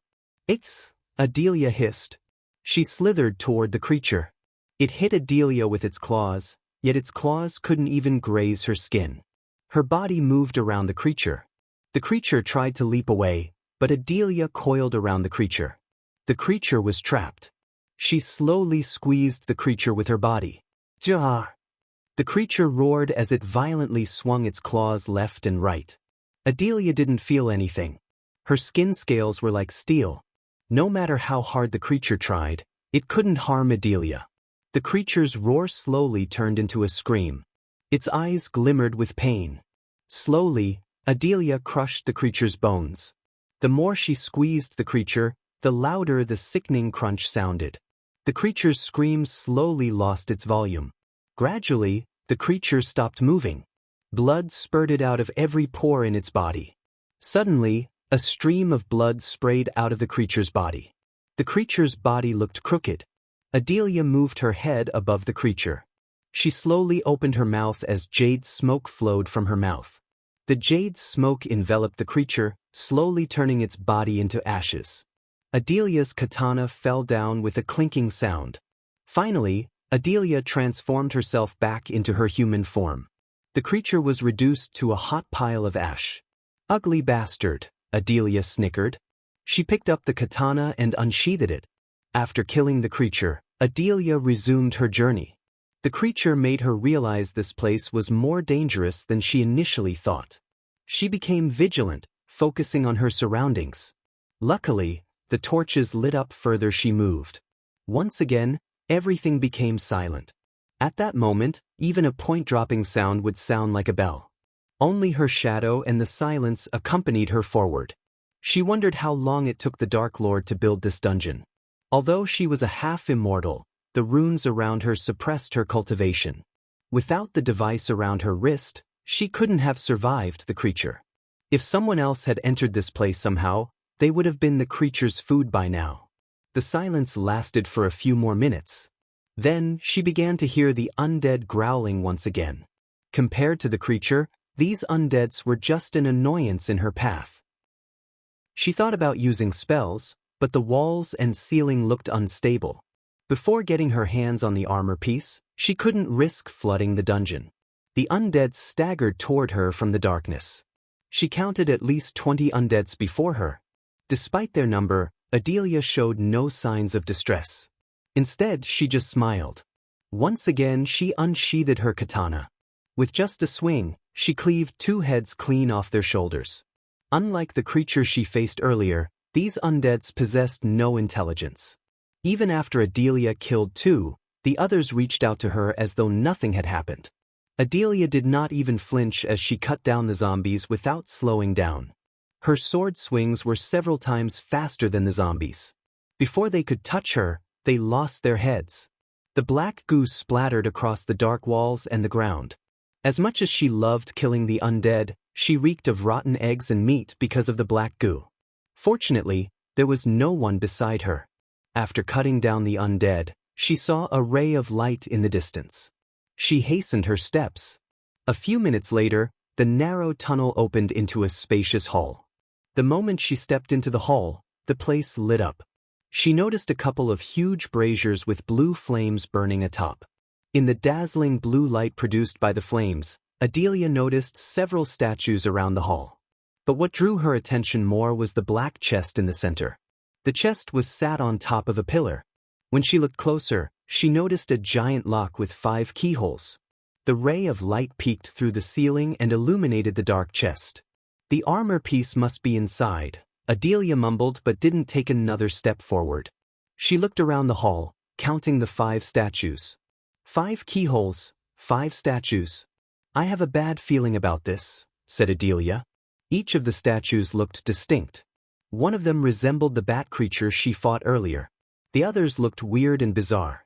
Adelia took a deep breath before taking another step. Deep down, she expected something to happen. Just as she expected, one of the statues trembled the moment she stepped forward. This statue looked like a gargoyle. Pieces of stone crumbled down from the statue, revealing its jade skin. The creature was the size of an adult lion. At least the gargoyle wasn't as big as the bat creature earlier. That was a subtle advantage for Adelia in this battle. The gargoyle-looking creature shook itself, yanking the remaining stone pieces on its body. Adelia vaguely saw a golden key on its neck. If she had to guess, she would say this key would fit the keyhole in the lock. As she took another step, the creature noticed her. It locked its crimson-red eyes with her. Coincidentally, the creature was exactly as strong as she was. It was at the body-strengthening stage. She closed her eyes for a moment to focus on her inner energy. Unfortunately, the runes were still suppressing her cultivation. The creature scratched the ground with its front legs before running toward her. Since they were both at the same cultivation stage, it was a battle of strategy and technique instead of spells and energy. When the creature was just a meter away from Adelia, she stabbed it with her katana. Clink! The katana didn't even penetrate an inch. Instead, Adelia's hands went numb. She felt as though she had stabbed a boulder. The creature hit Adelia with its head and sent her flying. While she was in the air, the creature bit the katana. The creature spat the katana to the other side of the hall. Adelia growled. As she picked herself up, the creature roared. To her surprise, the roar turned into a peal of laughter. Adelia was stunned. She didn't expect the creature to laugh at her. Moreover, it was mocking laughter. She burned with rage being ridiculed by a creature such as this. It's on. Adelia cracked her knuckles. Her eyes glimmered with rage. Without waiting for the creature to attack her, she dashed at it. She didn't retrieve any weapons from her space ring. Instead, she chose to fight with her bare hands. Chapter 782. Poison-spewing snake. Adelia and the gargoyle clashed in the middle. Their collision made sparks fly. Instead of using a weapon, Adelia fought with her bare hands. The gargoyle raised both its front legs to crush her, but Adelia grabbed its legs and overpowered the gargoyle. Even without cultivation power, Adelia was able to match the gargoyle's raw strength. The gargoyle tried to take a bite of Adelia's head, yet it couldn't reach her. Arg! Adelia roared as she pushed back the gargoyle. Every bit of muscle in Adelia's body bulged up. Purple veins appeared on her skin as her pupils became slit vertically. Eventually, she pushed the gargoyle against the wall. While the gargoyle was struggling, Adelia kicked it in the leg. The gargoyle roared. She kicked it in the leg in the same spot again and again until cracks appeared in its leg made of jade. Regardless of what it was made of, the gargoyle roared in pain just like any other beast would. The gargoyle stumbled down as it matched Adelia's height. As soon as it met Adelia's gaze, the gargoyle became crazed with pain and rage. It violently tried to munch her head with its big mouth. Adelia moved her head left and right, avoiding the gargoyle's mouth by mere inches. They were at a stalemate for a few moments until Adelia lifted the gargoyle by its leg and smashed it on the ground. It happened so quickly. Her raw strength was beyond any typical body-strengthening stage cultivators. The gargoyle didn't expect such strength and movement from her. The ground cracked by the collision. Without giving the gargoyle any time to retaliate, Adelia sent it flying with a kick, just like how it kicked her earlier. She cracked her neck. The gargoyle struggled to get back to its feet. The crack in its leg grew wider when it stood up. Adelia locked her gaze with the golden key around its neck. As though the gargoyle realized her intention, it looked at the key for a moment. Adelia once again dashed at the gargoyle as it flapped its jade wings to leap into the air. Hovering in midair, the gargoyle opened its mouth. Several jade spikes shot out of its mouth. Adelia managed to roll out, evading the rain of spikes. "You got some tricks, huh?" Adelia snickered. With a single jump, she leaped into the air. In midair, she punched the gargoyle right in the face. When he first met the gargoyle's jade face, it sounded like an explosion went off. The gargoyle went crashing down. Before it could get back to its feet, Adelia shot toward the gargoyle. She landed on the gargoyle's head. "Jurich!" The gargoyle roared. However, Adelia grabbed its jade wings and ripped them off with brute strength. She sat on top of the gargoyle, locking its head using her arms. She squeezed the gargoyle's neck as hard as she could. Cracks slowly formed around the gargoyle's neck. It tried to stand, only to fail. Adelia kept pushing it down and squeezing its neck.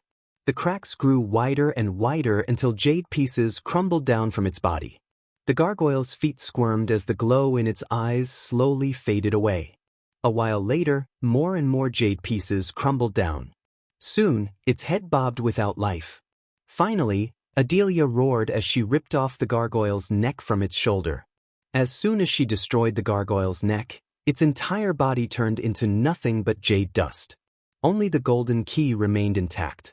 Adelia breathed heavily on the ground. She slowly grabbed the key. "One out, for more to go," Adelia said. Adelia picked herself up. With the key in her hand, she made her way to the chest in the center.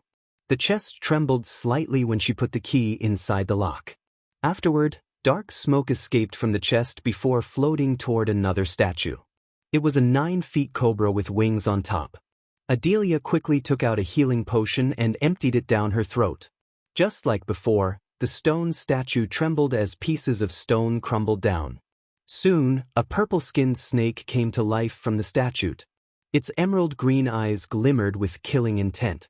The snake slithered around the hall instead of attacking Adelia. The blue flames from the brazier illuminated the diamond scales on the snake. The snake almost matched Adelia's true form. It hissed at Adelia yet kept its distance from her. The snake seemed like it was studying Adelia. Since she was not in a hurry, she waited for the snake to make its first move.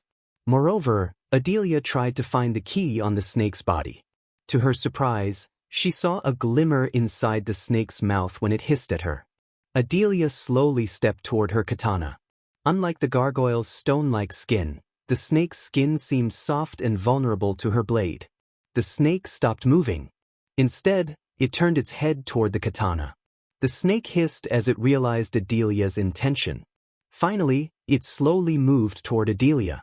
When it was just a few meters away, the snake suddenly swung its tail. Adelia quickly managed to jump in the air, avoiding the tail. She dashed at the katana before landing back on the ground. The snake surprised Adelia by spitting a purple glob at Adelia. She swayed her body to the side in the air, barely evading the glob. When it flew past her face, Adelia smelled a nauseating stench. There was no doubt in her mind that this glob was poison. The ground sizzled like deep frying. The glob of poison was powerful enough to roast the ground itself. Adelia could only imagine what would happen if the poisonous glob landed on her skin. The snake continued to shoot out purple globs as Adelia finally grabbed the katana. One of the globs landed right where the katana was a moment ago. She wasn't sure the katana could survive the poison. As a naga, Adelia was able to gauge how poisonous the glob was. According to her, this purple glob was several times more potent than the poison in her poison gland. Adelia dashed out of the poison glob's trajectory. For a few moments, she zigzagged through the hall, evading the globs. She waited for the snake to stop shooting. When it did, Adelia dashed at the snake. The snake's giant body slowed its movements. Adelia's human form made her nimble and agile. As a result, she cut the snake before it could move away. As she hoped, the snake's skin wasn't as tough as the gargoyle's. Her katana cut the snake deep. Purplish blood spurted out of its body. Even its blood was poisonous. She quickly swung her katana, yanking the blood off her blade. The snake hissed. She used the arch energy to leap into the air. Since it was a snake, Adelia targeted its eyes. If it couldn't see her, she would be at an advantage. To the snake's surprise, Adelia raised her hand as two golden beams shot out of her hands. The snake was caught off guard. It did not expect Adelia to use a spell. Thanks to the device around her wrist, she cast a spell. The two beams penetrated the snake's eyes. The snake roared in agony. Its scream almost tore Adelia's eardrums. The snake's body violently twitched. Adelia pressed her advantage by boosting her speed with arch energy. She flew around the snake, cutting the snake repeatedly. Unfortunately, the snake was too thick to cut its head with a single cut. Hence, she had to cut around her neck again and again, one small cut at a time. Suddenly, the snake began to shoot a poisonous cloud. The purple cloud of poison enveloped the hall. For a moment, Adelia's throat burnt as her vision turned blurry.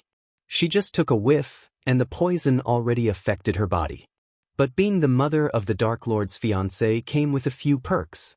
One of them was a special mask and antidote for poisons. She quickly put the mask on her face before she lost consciousness. Then, she immediately drank the silver potion. Gradually, her vision cleared up. Just to be safe, Adelia drank a healing potion. She was almost tempted to use the berserker pill Gaia gave her.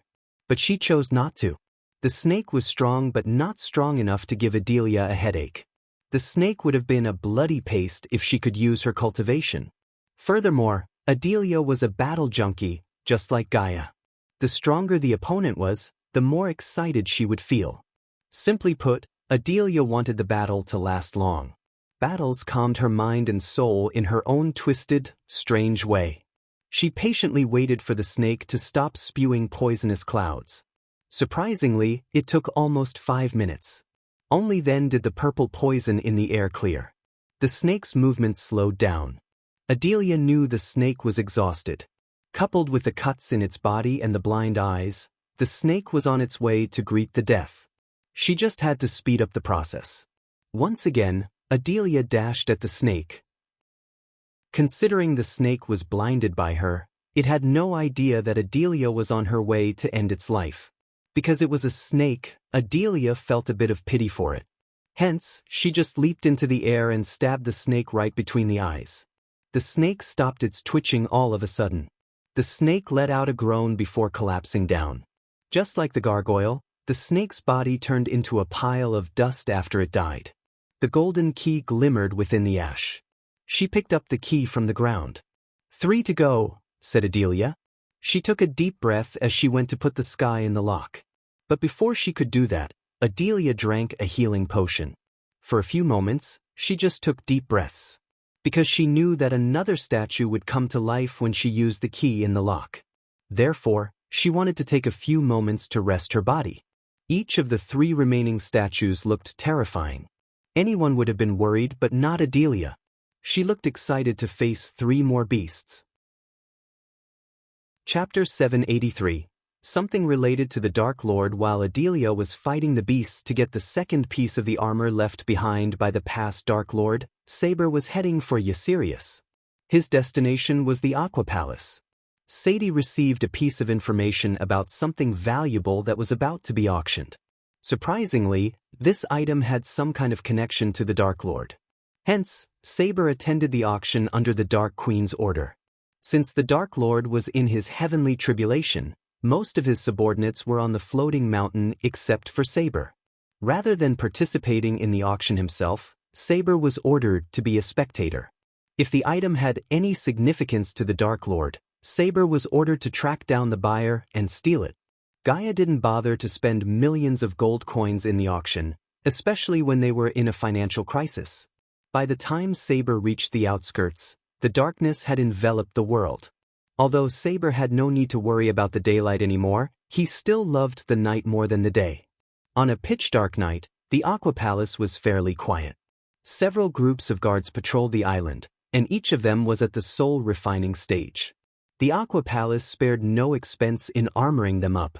They were armored to the teeth, and their armor glowed in the night due to the runes engraved in them. As Saber approached the island, he noticed a sliver of glow around the island. Apparently, they placed new arrays and runes to ensure the island's defense. The last thing the Aqua Palace wanted was an attack from the Dark Lord. But Saber knew the Dark Lord had more pressing concerns than attacking the Aqua Palace for no reason. As far as Saber was concerned, the world was so wrong about the Dark Lord. He wasn't as evil as the Guardians painted him to be. Saber heard hushed discussions and commands from all over Aqua Palace.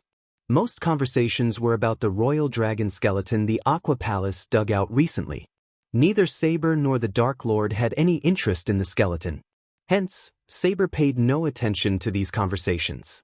But none of them talked about the mysterious item Saber was looking for. The auction was scheduled to begin when the sun rose. Since Saber had arrived at the island earlier, he sat under a tree, enjoying some peace and quiet. He even closed his eyes to take a quick nap. The night quickly passed. Sun broke the dark skies from the horizon, showering the island with its golden rays. Saber's eyelids twitched as he slowly opened his eyes. The Aqua Palace had been decorated with ribbons and lanterns as nobles and commoners streamed in and out of the building. The VIPs were flying in another direction to enter the place using a separate entrance. Today was the first day of the Aqua Palace auction. Last time the Dark Lord himself honored the auction by participating. This time, the Aqua Palace hoped he wouldn't arrive. They had arrays and security mechanisms to catch him if he did. Unknowing to the people, the Guardians were roaming the island, just in case. In the past, the auction time had always been the busiest day in Ysirius. Thousands of people would come from every part of the continent to watch and participate in the auction. However, today was an exception. Compared to the last time, Saber saw fewer people on the island. As a regular to the auction, Saber could tell the decrease in the crowd. The sun slowly rose into the air, emitting a red glow that bathed the lands in its warm light. More and more people began to gather at the Aqua Palace. People found it extremely difficult to walk to the entrance without being squeezed. Saber was among the first 30 people who entered the building. After he entered, he heard firecrackers and a thunderous bell. They symbolized the start of the auction. Crowd or no crowd, the Aqua Palace began the auction right on time. Just like any other organization, the Aqua Palace also raised the entry fee. They charged 70 gold coins per person, unlike the last time when they charged 50 gold coins. Although this price hike made a small group unhappy as usual, it did not stop them from paying. No commoner would have dared to participate if someone charged 70 gold coins in Elan or Azer continent. But this wasn't Elan or Azer. In our continent, even a commoner could spare 70 gold coins. There was a reason why everyone called the R continent the richest. After the gates opened up for the auction house, the people that already had tickets and had been waiting outside for a very long time began to enter through the entrance in a straight line. Saber covered his face with a gray hood. He slipped into the crowd, slowly following the people to the auction hall. As he reached the inner halls, a large grandeur hall greeted his eyes.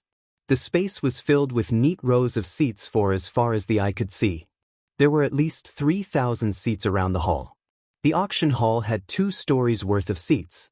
Installed on the sides of every seat were dozens of private rooms for VIPs. A tinted glass wall separated each room.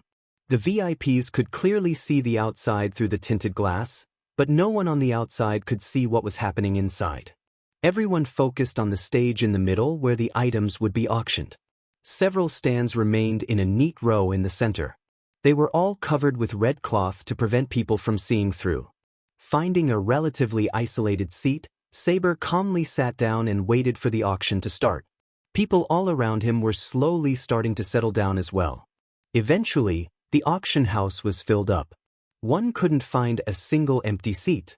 Changing the auction hall was a great tactic by the Aqua Palace. If they had held this auction in the hall they used last year, many seats would have been empty. This would have ruined the Aqua Palace's reputation. They knew there would be fewer crowds than the last time. Hence they chose a smaller hall. The Dark Lord was one of the biggest reasons for the decrease in the crowd, but the Aqua Palace refused to admit that. Just as the final seats were taken and everyone had settled down, Saber heard another set of firecrackers exploding.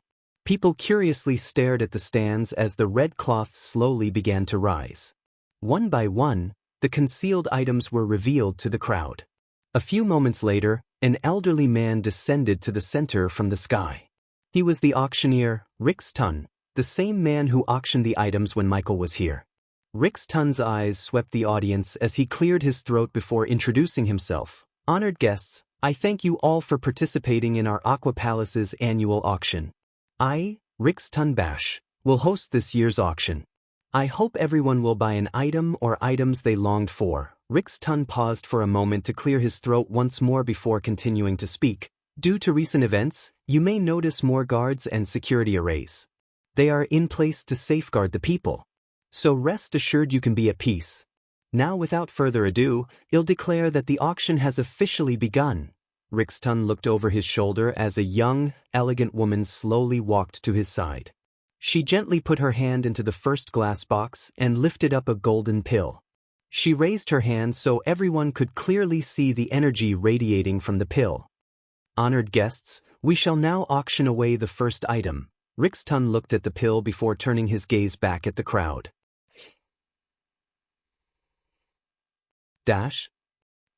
The very first item is a blood lily pill.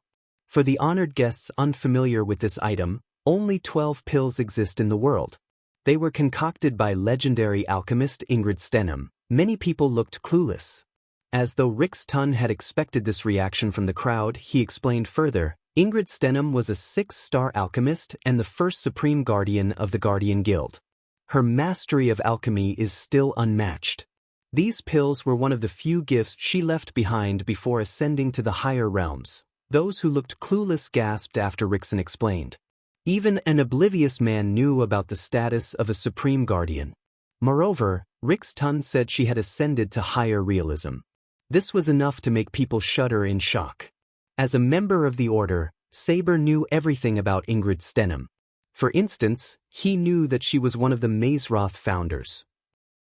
Consuming this pill would clear any bottlenecks in your cultivation. Furthermore, you won't have any bottlenecks in the future at all, said Rixon. Many nobles leaned forward in their seats. Their eyes lit up as many were stuck at the same stage for decades due to bottlenecks. This pill could finally enable them to break through to the next stage. Rix Tun smiled as he knew the nobles would go crazy for the pill. Saber was surprised that the auction began with a priceless pill such as this. The starting bid for the Blood Lily pill is 5 million gold coins. Every new bid will add an additional 1 million minimum. You may begin bidding. Rix Tun's thunderous voice swept across the hall. 6 million. 8 million. 9 million. As Rix Tun expected, the nobles fought like starving dogs for the pill. In a few minutes, the pill's price went from 5 million to 15 million. The price was nothing compared to having no bottlenecks in their lives. Saber calmly watched the nobles fight for the pills with a faint smile on his face. The Order had no need for such a pill when they had the Dark Lord. After a fierce battle, the pill bottle was sold to the highest bidder for 25 million gold coins. Saber's eyes were focused on the items behind Rix Tun. Among them, none seemed to have any connection to the Dark Lord. Maybe he was wrong, but waiting was the only option he had. The pendant on Saber's neck dimly glowed as Gaia was looking at the auction through the pendant from the Dark Ocean. Sadie better be right about this. Saber heard the Dark Queen's voice in his head. Chapter 784. Third armor piece. Rix Tun auctioned several interesting items for humongous prices after the pill. But Saber had no interest in any of them. Nothing seemed to have any connection to the Dark Lord at all. He may not have a clear idea about the item, but he wasn't stupid either. He knew better than to think a spell scroll or a rune mastery book had any significance to the Dark Lord. The auction continued for another hour until Rick's ton announced a short break before continuing. Many hated the hustle of leaving the hall and coming back. Hence, they stayed still. But the nobles and the VIPs went outside to take some fresh air. Meanwhile, Saber looked at his surroundings and noticed a few guardians among them. Saber doubted the soul refining stage guards and a few fusion stage guardians could stop the Dark Lord if he decided to attack. Fortunately, Saber concealed his cultivation stage with the help of Elidar's rune. Otherwise, his fusion stage cultivation might have raised a few eyebrows. Being a fusion stage cultivator in the VIP rooms was one thing, but sitting among the commoners was not normal. The Guardians would have immediately alerted the Supreme Guardian if they had seen Saber. Soon, seconds turned into minutes, and minutes turned into hours. Saber waited patiently for Rixton to return. He hoped Rixton would bring new items to auction. As Saber expected, several guards accompanied Rixton to the stage. They carried another set of items covered with red cloth. Once again, the bell rang, following the sound of firecrackers. The crowd gradually shut their mouth. Rixton waited for the crowd to turn completely silent. A while later, Rixon cleared his throat. "Thank you for your patience, ladies and gentlemen. Let us begin the second part of the auction without delay," said Rixton. He looked over his shoulder as a soldier flicked his wrist. A bright light shot out of the soldier's finger. The very next moment, something covered in silver cloth appeared before Rixton. Saber slightly leaned forward. Unlike the other items, this one was covered in thick silver cloth. Besides, the soldiers around the item looked a bit confused and flustered. Saber saw a glimmer of doubt and uneasiness in Rixton's eyes. Just like Saber, everyone in the auction hall had their eyes glued to the black cloth-covered thing.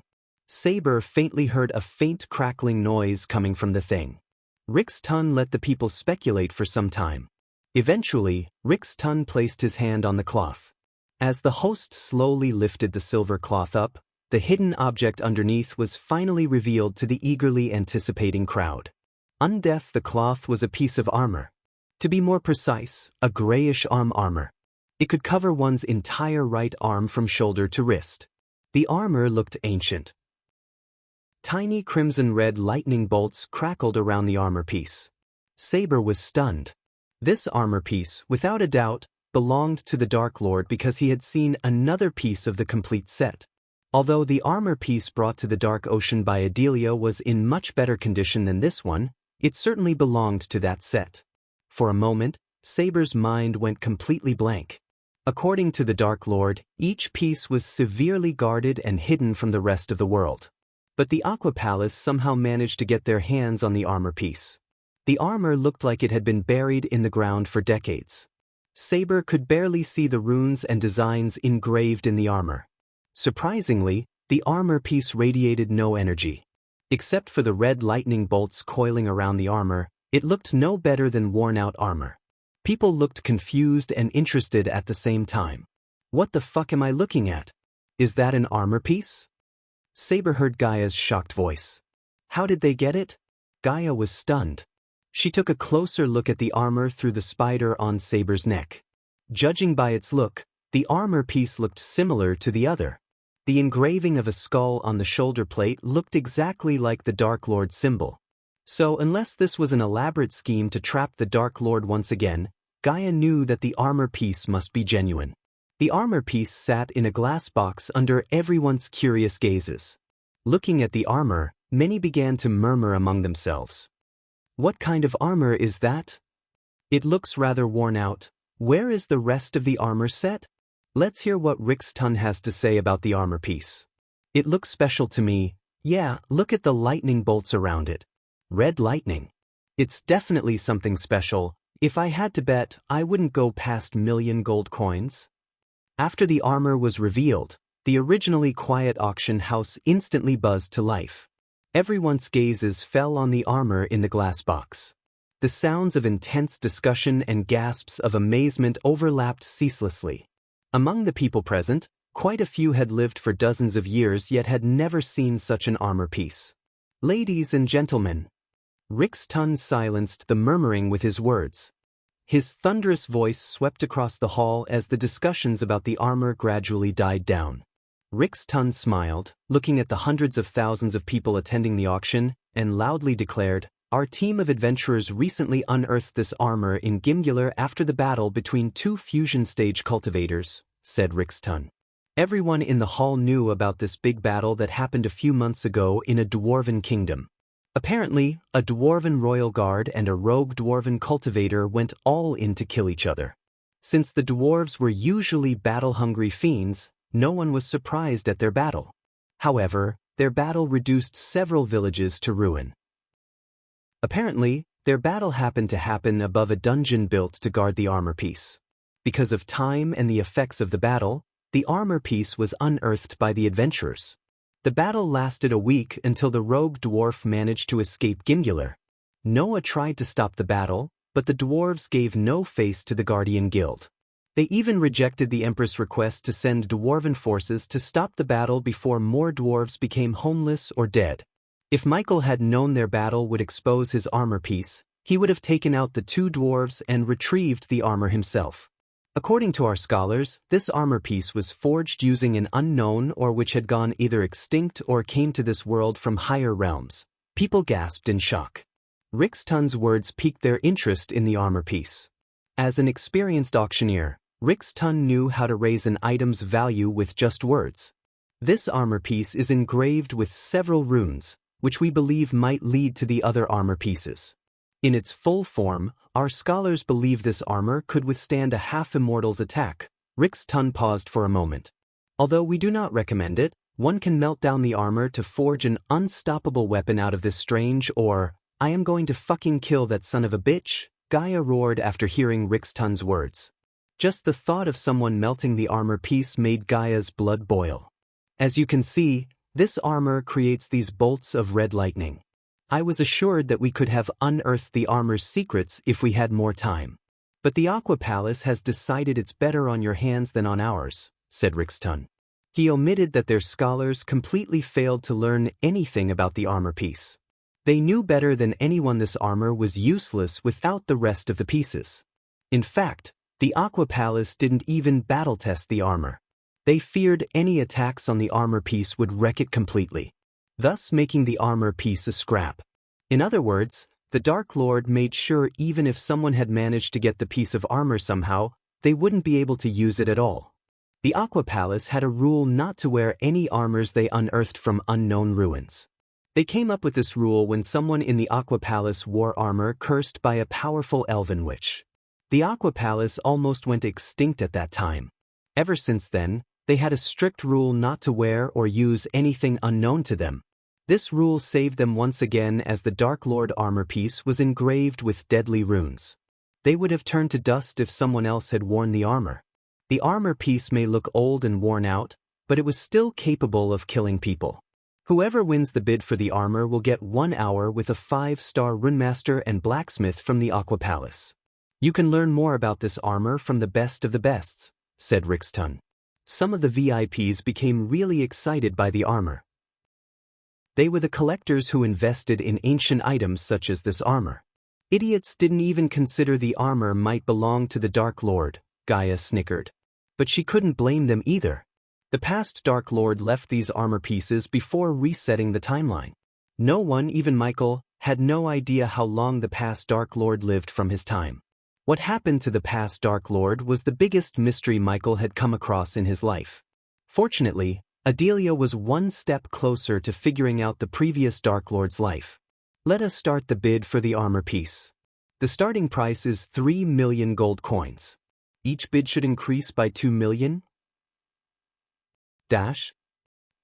6 million. Someone from the VIP room bid for the armor. Don't let the armor piece out of your sight, Saber. When he wakes up, I want to present this to him. So don't disappoint me, Gaia said in a stern voice. You want, said Saber. 8 million, 10 million, the VIPs and the nobles continued to raise the bid. Rick's Tun was really surprised by their bids. But he didn't know that one of the bidders was the war god of Gondolin. At that moment, both a war god and a vampire were hoping to get their hands on the armor. Only time could tell who would emerge as the victor between them. Chapter 785. War God of Gondolin. While Saber was following the third armor piece, Adelia was breathing heavily inside the dungeon. She had defeated 4 beasts and was fighting the last one. Unlike the previous 4, the last one was not any typical beast. It was just a giant blob of goo that was immune to all physical and magical attacks. She had been fighting the red blob of good for 5 hours. She was exhausted. No matter how hard she hit the blob, she couldn't hurt it at all. It neither had any limbs nor a face. Hence, it was tough for her to tell what the beast was thinking or about to do. Strangely, the blob did not attack Adelia but kept her from reaching the chest. Moreover, she didn't see any key on its body. She had a bad feeling that the key might be inside the goo, but she didn't wish to test that theory. Because the blob of good stank to high heaven. Never in her life had she smelled something so putrid and nauseating. She couldn't even find something to compare the smell with. To fight the smell, she had to wear a mask on her face. Still, the smell managed to penetrate the mask itself. "What the fuck are you?" Adelia growled. She raised her hand as a stream of fire shot out of her hands. She had already tried to burn the blob, only to fail. But she hoped this time would be different. On the contrary, the red flames just brushed past the blob, causing no harm to it. Adelia was annoyed to the point she dashed at the blob with her katana raised. She wanted to chop the blob into countless pieces. The blob quickly moved in front of the chest, shielding it with its body. It was really surprising how fast the blob moved to protect the shield. She wondered what would have happened if she had brought backup. Thinking about it, she almost regretted not bringing Saber or his men with her. She cut the blob in anger. It felt like she had cut a wax statue. The cut in its body closed in a blink of an eye. "Arg!" Adelia roared as she raised her hand. In a blink of an eye, a chakra appeared above the blob. Jade spikes shot out from the spinning chakra. The spikes penetrated the blob into its body. However, the spikes barely harmed the blob. It just absorbed these spikes with its gooey body. She even tried to turn herself into her true form and attack the blob, yet everything led to utter failure. This blob was immune to everything. "Come on. Out of the way, ugly," Adelia said, leaping away from the blob. The blob did not respond to her. Not a single peep came out of its mouth. Since the blob hadn't attacked her yet, she just sat down and breathed heavily. The blob remained still before the chest instead of attacking her. It seemed to have no intention of attacking, nor it had any offensive capabilities. This blob was created to protect the chest and exhaust the opponent to death. The blob was one of the creations of Dalar when he worked under the past Dark Lord. The Dalar in the current timeline was still years away from creating this blob. In a sense, Adelia was really lucky to face creations from the past. Adelia was tempted to contact Gaia or the Dark Lord himself only if he hadn't triggered a heavenly tribulation. Adelia knew for certain he could destroy this thing in a blink of an eye.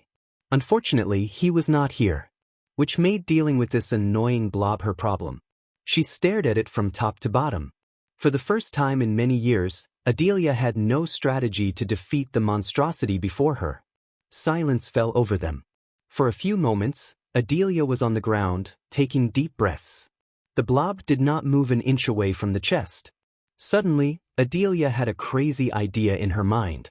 This should better work. Adelia picked herself up.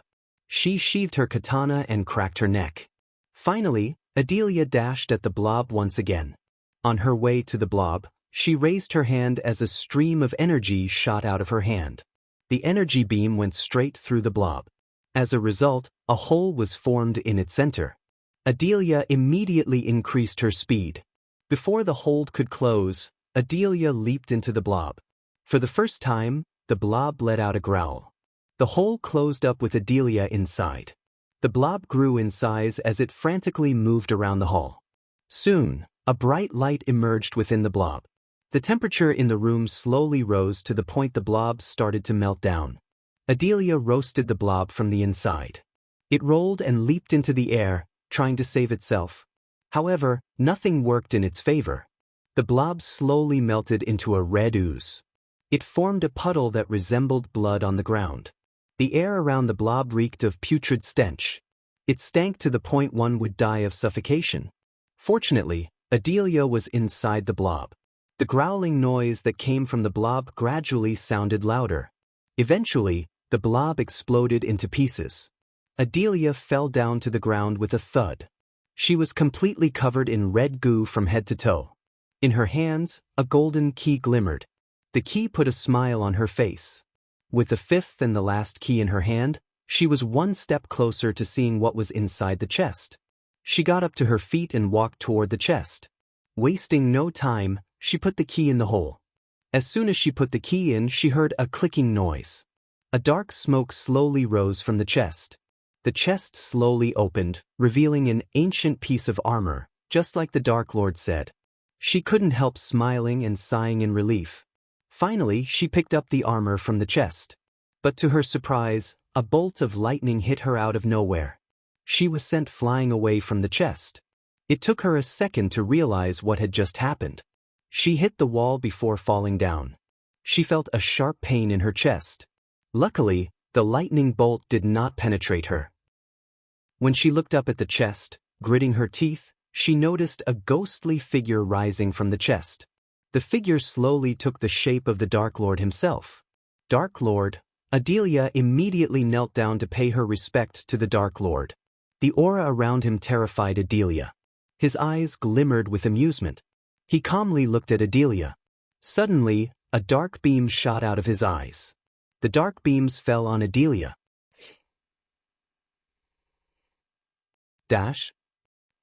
Bring this chest to your Dark Lord, the Dark Lord said in a powerful voice.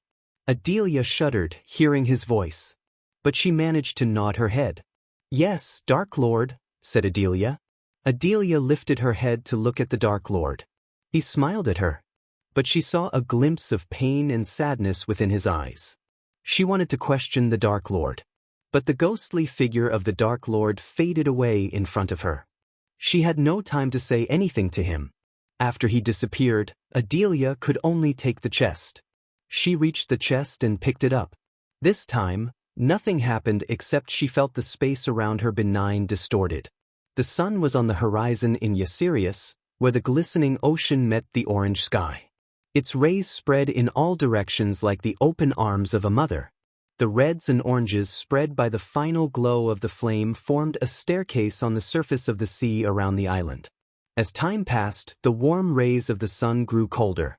Eventually, the rays became non-existent, making way for the stars to peek through in the dark blue sky. The aqua auction ended when the darkness completely conquered the kingdom. People exited the aqua palace in a neat line like ants. The island was bustled with people as many ascended to the sky to leave the island. The VIPs were the first ones to leave. Among those VIPs, one of them had the Dark Lord's armor piece. Saber waited until the group disappeared into the clouds before following them behind. Saber kept his distance from the group. They were not some run-of-the-mill cultivators. Instead, the one who bought the armor piece was one of the war gods of Gondolin. Attacking them was equal to waging war against the Empress herself. The Dark Lord himself said that the Empress might be the only one who could face him and survive if they fought. The war god led his party from the front. He was at the fusion stage while the people accompanying him were at the soul refining stage. They weren't his guards but rather his underlings. Saber was extra careful not to get spotted in the airspace of the Aqua Palace. Saber planned to strike when the group left the island and entered the sky above a thick forest. Every war god had immense pride and ego that could be used against them. If Saber attacked them and ran into the woods below them, the war god would follow Saber behind without a doubt. At that time, Saber could use the darkness and the woods to take out the group one by one. With a rough plan in his head, Saber kept following the group. He used the clouds as a cover to hide. How many of them are there? Saber heard Gaia. I count 7, said Saber. Try not to kill them. We don't want to make enemies with the Empress yet. But if you had to, kill them all, and don't leave anything behind that could be used to track us down, said Gaia. It will be done, Dark Queen. Saber felt confident taking down all of them if push came to shove. However, he would try not to kill them because of her order. As he was following the group, they suddenly stopped. How long are you planning to follow us? Saber heard a calm yet dominant voice. Chapter 786. War God Bellinor Saber was surprised that the war god had noticed him. As a vampire, he was great at trailing people in the dark. But the war god found him somehow. Saber did not panic. The Dark Lord always said that in the moment of crisis, panic does nothing. Saber recalled those words. He stopped flying as the war god's party slowly turned around. The leader of this group was the war god of Gondolin. No one knew how many war gods the Empress had, but the people thought there were 7. The one Saber followed was one of them. When Michael attended the auction a year ago, he met another war god. Despite their numbers, each of them was extremely powerful. They did not choose to call themselves war gods. Instead, the people called them that, and with time, the name kinda stuck with them. Who you are does not matter to me. Leave and you may live, said the war god. His flaming red hair fluttered in the wind. Those eyes of his burned so bright with vigor and power that Saber almost thought someone lit a flame inside them. However, he wore rather ordinary-looking robes like lesser nobles. One would expect the war god to wear some fancy armor and carry a powerful weapon with him. On the contrary, this war god had an aura of simplicity around him. Saber noticed their pointy ears twitching for some reason. Unlike the war god, the other elves burned with rage. They gritted their teeth as they were on the verge of attacking Saber for following them. The elves did not like being followed, especially by a human. The war god, however, gave Saber an option to leave. Not that the war god could be defined as merciful, but he felt it was beneath him to attack a body-strengthening cultivator. Only if Saber showed his true cultivation level and form, they wouldn't think twice before attacking him. Hearing the war god's warning, Saber remained calm. The forest he planned to initiate his attack was just a mile away from them. Once he had entered the forest, he could take down the elves one by one. Considering the Dark Queen ordered him to try to knock them out instead of killing them, Saber had to strategize a bit. Killing them was easy, maybe except for the war god, but the other elves would stand no chance against Saber. The Dark Lord's potions not only took away a vampire's weakness to sunlight but also enhanced their abilities such as speed, momentum, and power of their attacks. Especially the potion he and Adelia took was several times more potent than the rest. With Saber's battle experience and enhanced abilities, he could match the war god's fusion stage level 9 cultivation. But first, Saber needed to get into the forest. I will if you hand over your space rings. This is a robbery, my friends. The war god looked amused, while the other elves looked a bit confused. They thought Saber was crazy. The elves weren't wrong to think so. Anyone who dared to rob the Gondolin elves was nothing but crazy. Even if this party did not belong to the war god and a commoner was in the war god's place, the Empress' wrath would be the same. Trying to rob a Gondolian was a crime punishable by a long and painful death in Gondolin. Saber knew that, yet he couldn't care less. The Dark Queen scared him more than the Empress ever could. In fact, the Dark Queen scared almost everyone in the army more than the Dark Lord himself. Sometimes, he would understand and be merciful if one of his subordinates fucked up something. Mercy would go out the window if the matter was handled by the Dark Queen.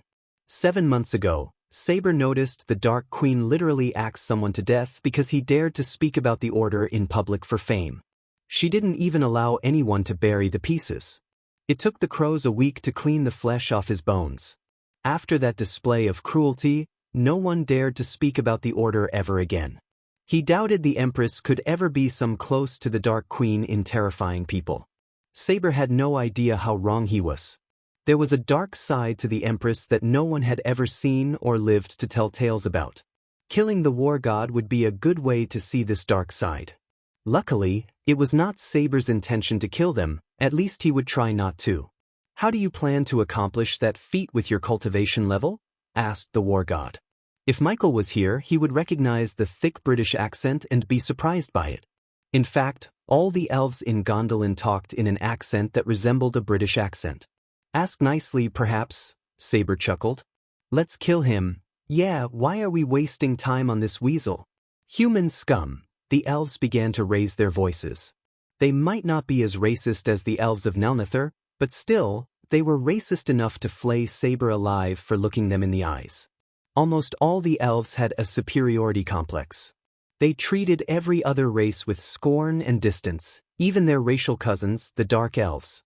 They had no idea Saber neither cared nor that he was a human. "Cultivation is not the only way to gauge someone's power," said Saber. These were not his words but the Dark Lord's. "So you want back off?"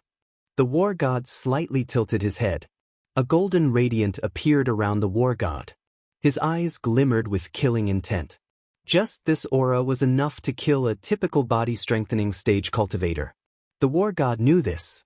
Hence he was a bit surprised that Saber remained alive instead of puking blood and falling down. Sar calmly stood atop his flying sword and stared at the elves. "Am I supposed to be scared? Now you know I am not a run-of-the-mill thief," Saber calmly said. His voice oozed with arrogance and pride of being the Dark Lord's subordinate. At first, Saber felt forced and embarrassed to serve someone else other than himself. But after a year, he felt nothing but pride. The Dark Lord was the most feared and powerful man in the world. He was lucky to serve him and support the Dark Lord in his path to eradicate the Great Eight clans as well as the Skyhall. "You're just stupid with a little trick up his sleeve," the war god said. He was nonchalant. Unless this thief was a half-immortal, the war god had no problem killing him. "End him," said the war god. He didn't bother to attack Saber himself. Instead, he let one of his minions deal with Saber.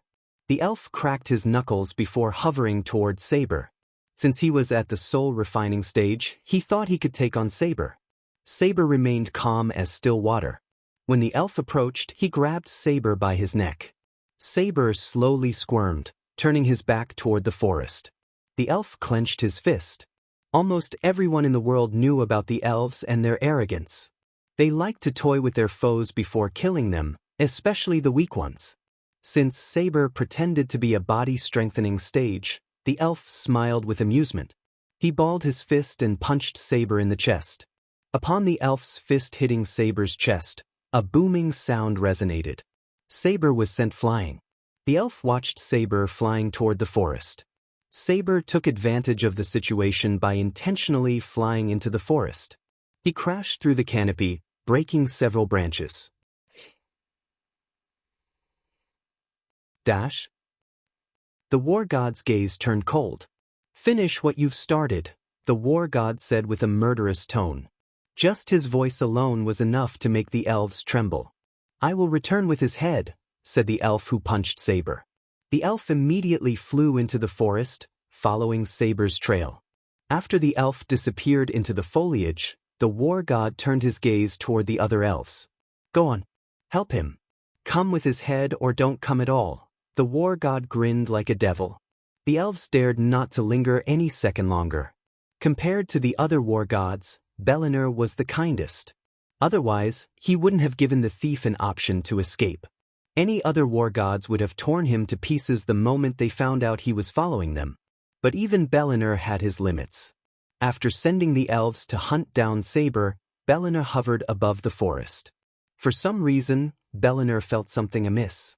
The thief did not seem like an ordinary thief. Something was definitely strange about him. An ordinary thief wouldn't have dared to mess with a war god. The forest the elves entered was oak-brown and primitive. The grasses they stepped on were crackly beneath their feet because of the recent dry spell. One would be in awe of the size and majesty of the trees, but not these elves. They were not here to enjoy the beauty but to kill a human. The trees' knotted arms rose ever upwards, as far as one's head could lift. They were hoary fortresses and stood proudly.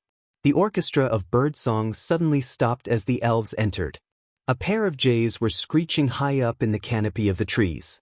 These scavengers of the bird world sensed the murderous aura around the elves. Their eyes gleamed with delight as they hoped they could eat fresh meat soon. "Spread out. He must be here somewhere. One of you stay in the air and make sure he doesn't fly away," an elf barked orders at the others. "When did you become the boss of us?" asked another elf scornfully. "Why don't we go to Bellinor and ask him?" "Fuck you." The elves scattered through the forest quickly after hearing Bellinor's name instead of bitching. The elves spread their focus around them to find Saber. Little did they know Saber was watching them and waiting for them to spread out. The elves thought they were hunting Saber, but it was the other way around. With darkness and forest to his advantage, Saber had the battle in hand. Chapter 787. Taking out one by one inside the forest, Saber watched the elves from a safe distance. He could feel their senses. Whenever he felt their senses getting close to him, he leaped away from one branch to another. As though nature wanted to add some twist to their situation, dark clouds soon gathered in the sky above the forest. Saber heard the thunder rumbling. The wetness in the air suddenly increased, warning Saber about the upcoming heavy downpour. Everything under the thick canopy rustled. He heard the elves growl. They hated getting their hands dirty. These elves were natured in palaces and mansions. Thus, they hated everything related to dirt. The elves hovered above the ground to avoid stepping on the mud. Saber could pinpoint each and every elf in the forest. They were searching for him alone, which was a big mistake. Watching a lone elf, Saber silently broke a twig. He aimed at the ground a few meters away from the elf and threw it to distract him. The sudden noise startled the elf. As Saber expected, the elf moved toward where he heard the sound. Because the elves thought Saber was just a body-strengthening stage cultivator, the elves did not put a defense shield around him. Their pride and arrogance prevented them from doing so. Saber utilized this situation. He slowly flew toward the elf without making a sound. The elf's neck hair stood up as he sensed someone approaching him. But before he could react, Saber grabbed the elf from behind. He squeezed the elf's neck until his skin turned purplish. The elf's body gradually stopped twitching as he lost consciousness. Saber did not waste any second. He immediately jumped into the top of a tree. Saber took out some ropes and tied the elf against the tree. Saber could have easily taken the elf's life but chose not to.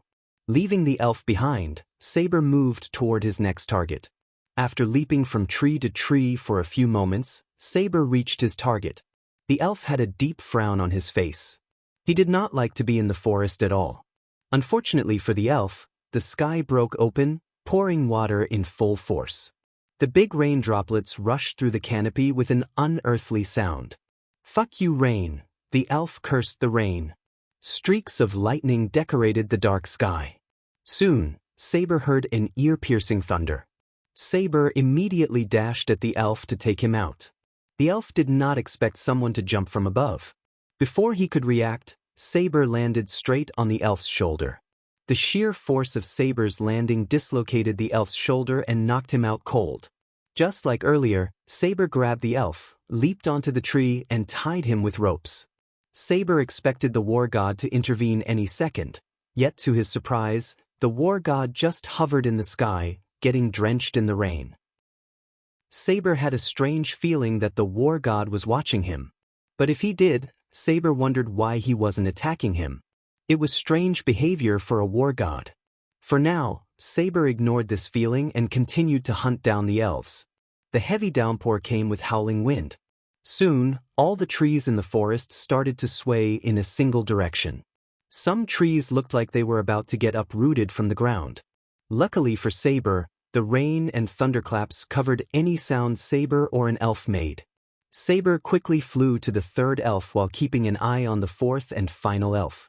As Saber moved closer, he noticed a faint glow around the elf.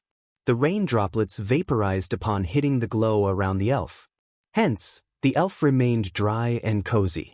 But the elf's coziness was short-lived as Saber leaped onto him, breaking the shield with a single punch. The shield exploded at the same time when a thunderclap resonated through the forest. The thunderclap masked the sound of the shield exploding and the elf growling. Saber did a quick work hiding the unconscious elf just like before. Finally, only one elf remained. Saber wanted something special for the elf because he was the one who punched Saber earlier. As a proud elder vampire and a subordinate of the Dark Lord, it was only natural that Saber would pay back his debt in multiple folds. He was almost tempted to kill the elf. Thinking about what to do with the elf, Saber flew through the forest like a rustling wind. The elf in the air was in direct eye contact with the war god. Hence, attacking him would be equal to attacking the war god himself.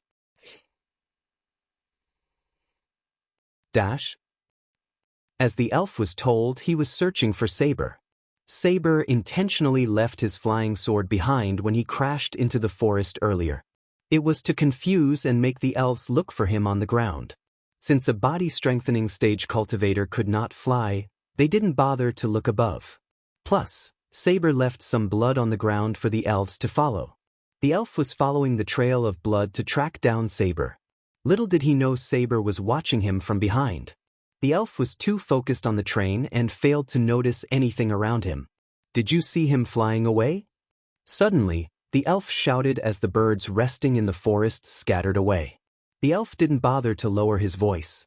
Even though they weren't in Gondolin, they acted otherwise. For them, all of Ar belonged to them, the superior race of all. They could conquer all Ar if they wished to because Gondolin had the mightiest army in the world. However, even the dwarves couldn't match the elven might. The dwarves could indeed build hundreds of new contraptions but could never compete with elven rune magic. Moreover, the dwarves were blessed with an innate talent to build but not the talent for cultivation. Hence, they lacked powerful warriors like the war gods of Gondolin. Of course, some dwarves were an exception to the rule. But they were rare and not enough to defeat the elven kingdoms. "No, he is still in there," the elf in the air replied with the same volume.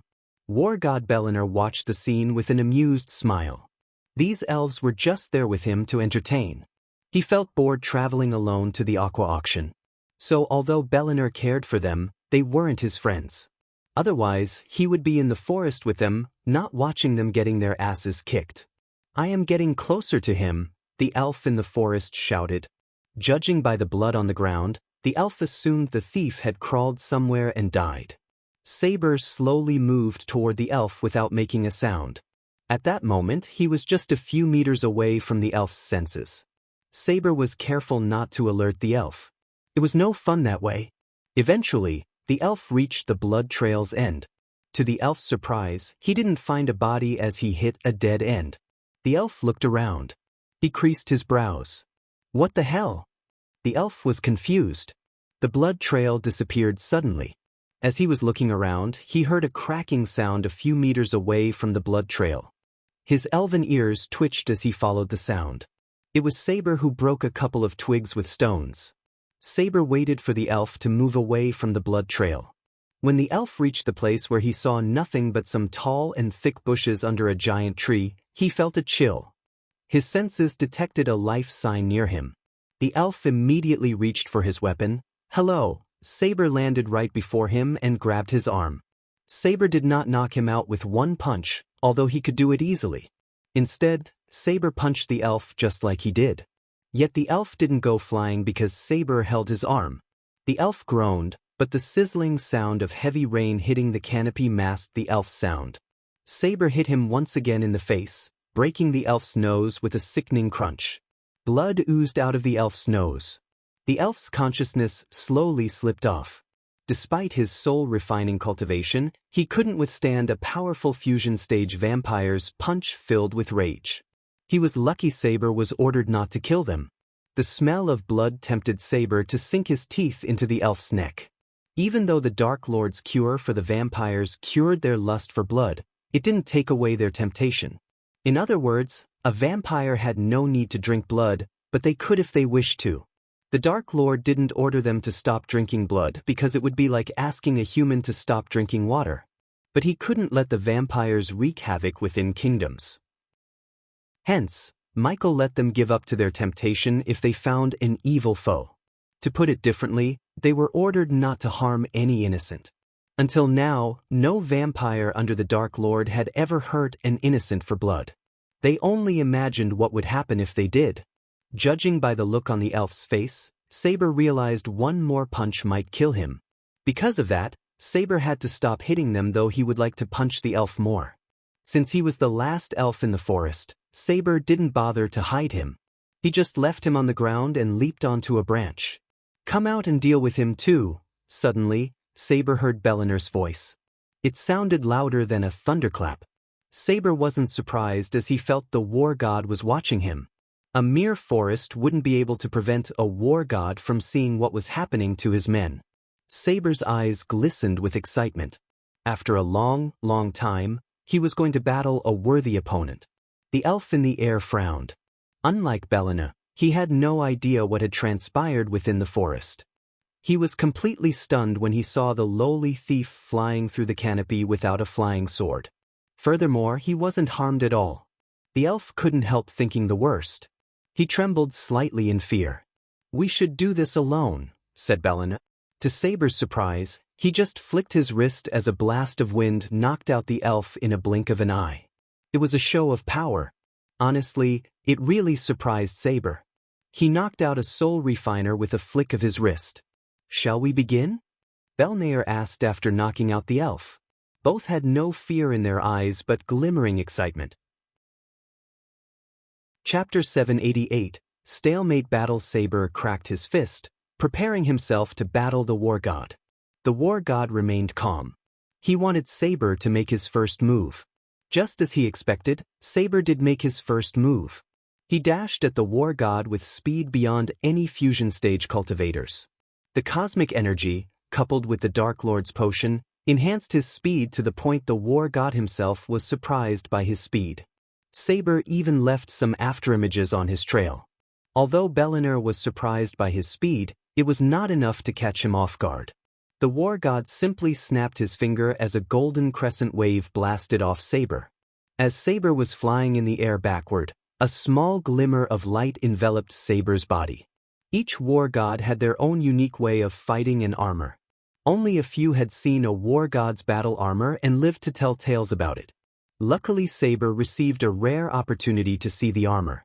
It was a set of armor with a squared helm and a squared, T-shaped opening, leaving the eyes, nose, and mouth exposed.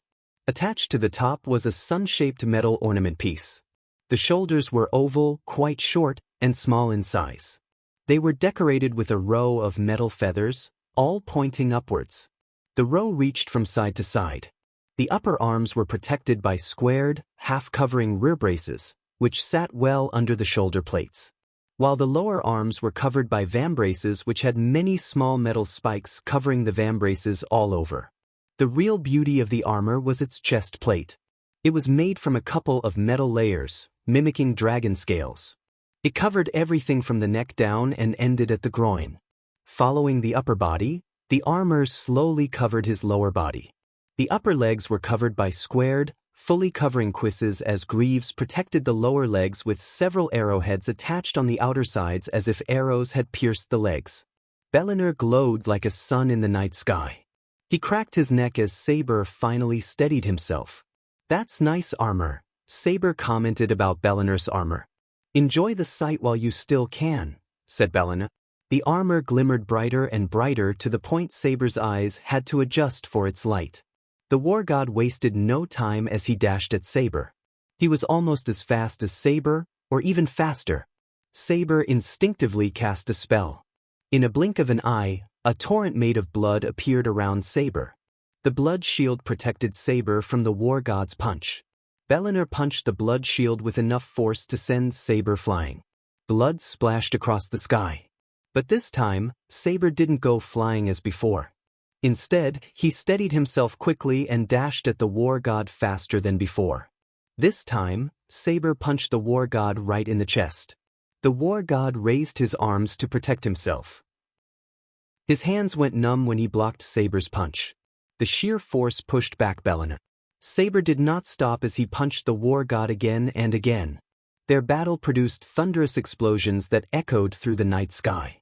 Countless trees got uprooted by their battle. The aftershock decimated the forest below them. For them, they were just punching each other. But in reality, they were two powerful fusion stage warriors. The energy produced by their battle was enough to cause more damage than a natural disaster. They didn't give a damn about the environment. Instead, they fought like beasts. Saber raised his hand as a vulture made of blood materialized above them. It was gigantic. Compared to the blood vulture, Saber and Belinair looked small. The bird cast a large shadow in the clouds when lightning flashed across the sky. As soon as the blood vulture appeared in the sky, the air started to reek of blood. It glared at Belinair with its hollow eyes. The blood vulture tried to peck Belinair with its long, gigantic beak. Belinair clapped his hands together as a powerful shock wave shot out of his hands. As though it was a living bird, the blood vulture screeched. Blood scattered in all directions as the vulture faded away from existence. However, before it completely disappeared from sight, it managed to scratch Belina.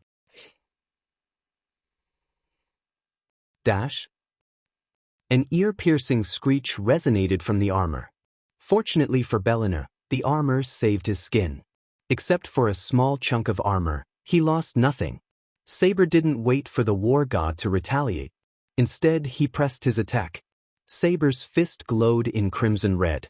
Every punch Saber threw had enough force to scatter a boulder to pieces. Belinar's armor glowed brighter and brighter until it exploded, creating a powerful shock wave. Saber went flying as the armor lost its glow. Belinar raised his hand as a golden fist appeared behind Saber. Sensing a threat, Saber immediately cast the blood shield again. Upon the fist striking the shield, it created a thunderous explosion. The shield and fist exploded at the same time, creating a mist of red and gold. Both of them completely ignored the mist and dashed at each other once again. Their eyes glimmered with battle lust. In mid-sky, they went all in. Neither of them held back. No one under the fusion stage could see their moves but only a blur. A few moments later, they stopped attacking each other. When they stopped, each had blood flowing down from the corner of their mouths. Belinar wiped off the blood from his mouth and smiled, looking at his own blood. "It had been a long time since I've seen my blood," said Belinar. He was not gloating but telling the truth. The war gods usually lived a peaceful life since no one had dared to attack Gondolin or an elven nation for the past 10 years. So Belinar was excited to fight a worthy foe after such a long time. Moreover, the one whom the elves thought was weakling, pathetic human scum had actually made Belinar bleed. "There is more where that came from," Saber snickered. "Is that so?" Belinar tilted his head before taking a deep breath. His skin glowed as all cuts and bruises healed up automatically. Saber and Belnor readied for the second round. In a blink of an eye, they flew toward each other. To Saber's surprise, an ethereal lion head materialized behind Belin. It was just as big as the blood vulture cast by Saber. The head roared as ripples appeared in the sky. All the storm clouds faded out of existence because of the roar. As a result, the heavy rain stopped. Saber's ears rang. Even his vision turned blurry for a moment. The trees that escaped their previous attack got completely decimated by the roar. Below them, there was a large crater filled with broken trees. But they couldn't care less. On the contrary, they focused on the battle. Their minds and eyes were filled with battle lust. It had been a long time since they both fought a worthy opponent. Usually, they would kill their foe within a minute or minute top. But this battle went on for almost 5 minutes without a victor. They both fought on equal terms, and Belinar wanted to change that. The lion finally stopped roaring. It felt like a storm had passed them. Without the heavy rain, silence returned to the area. Saber closed his eyes for a second as the blood vulture appeared in the sky again. The vulture locked its gaze on the lion.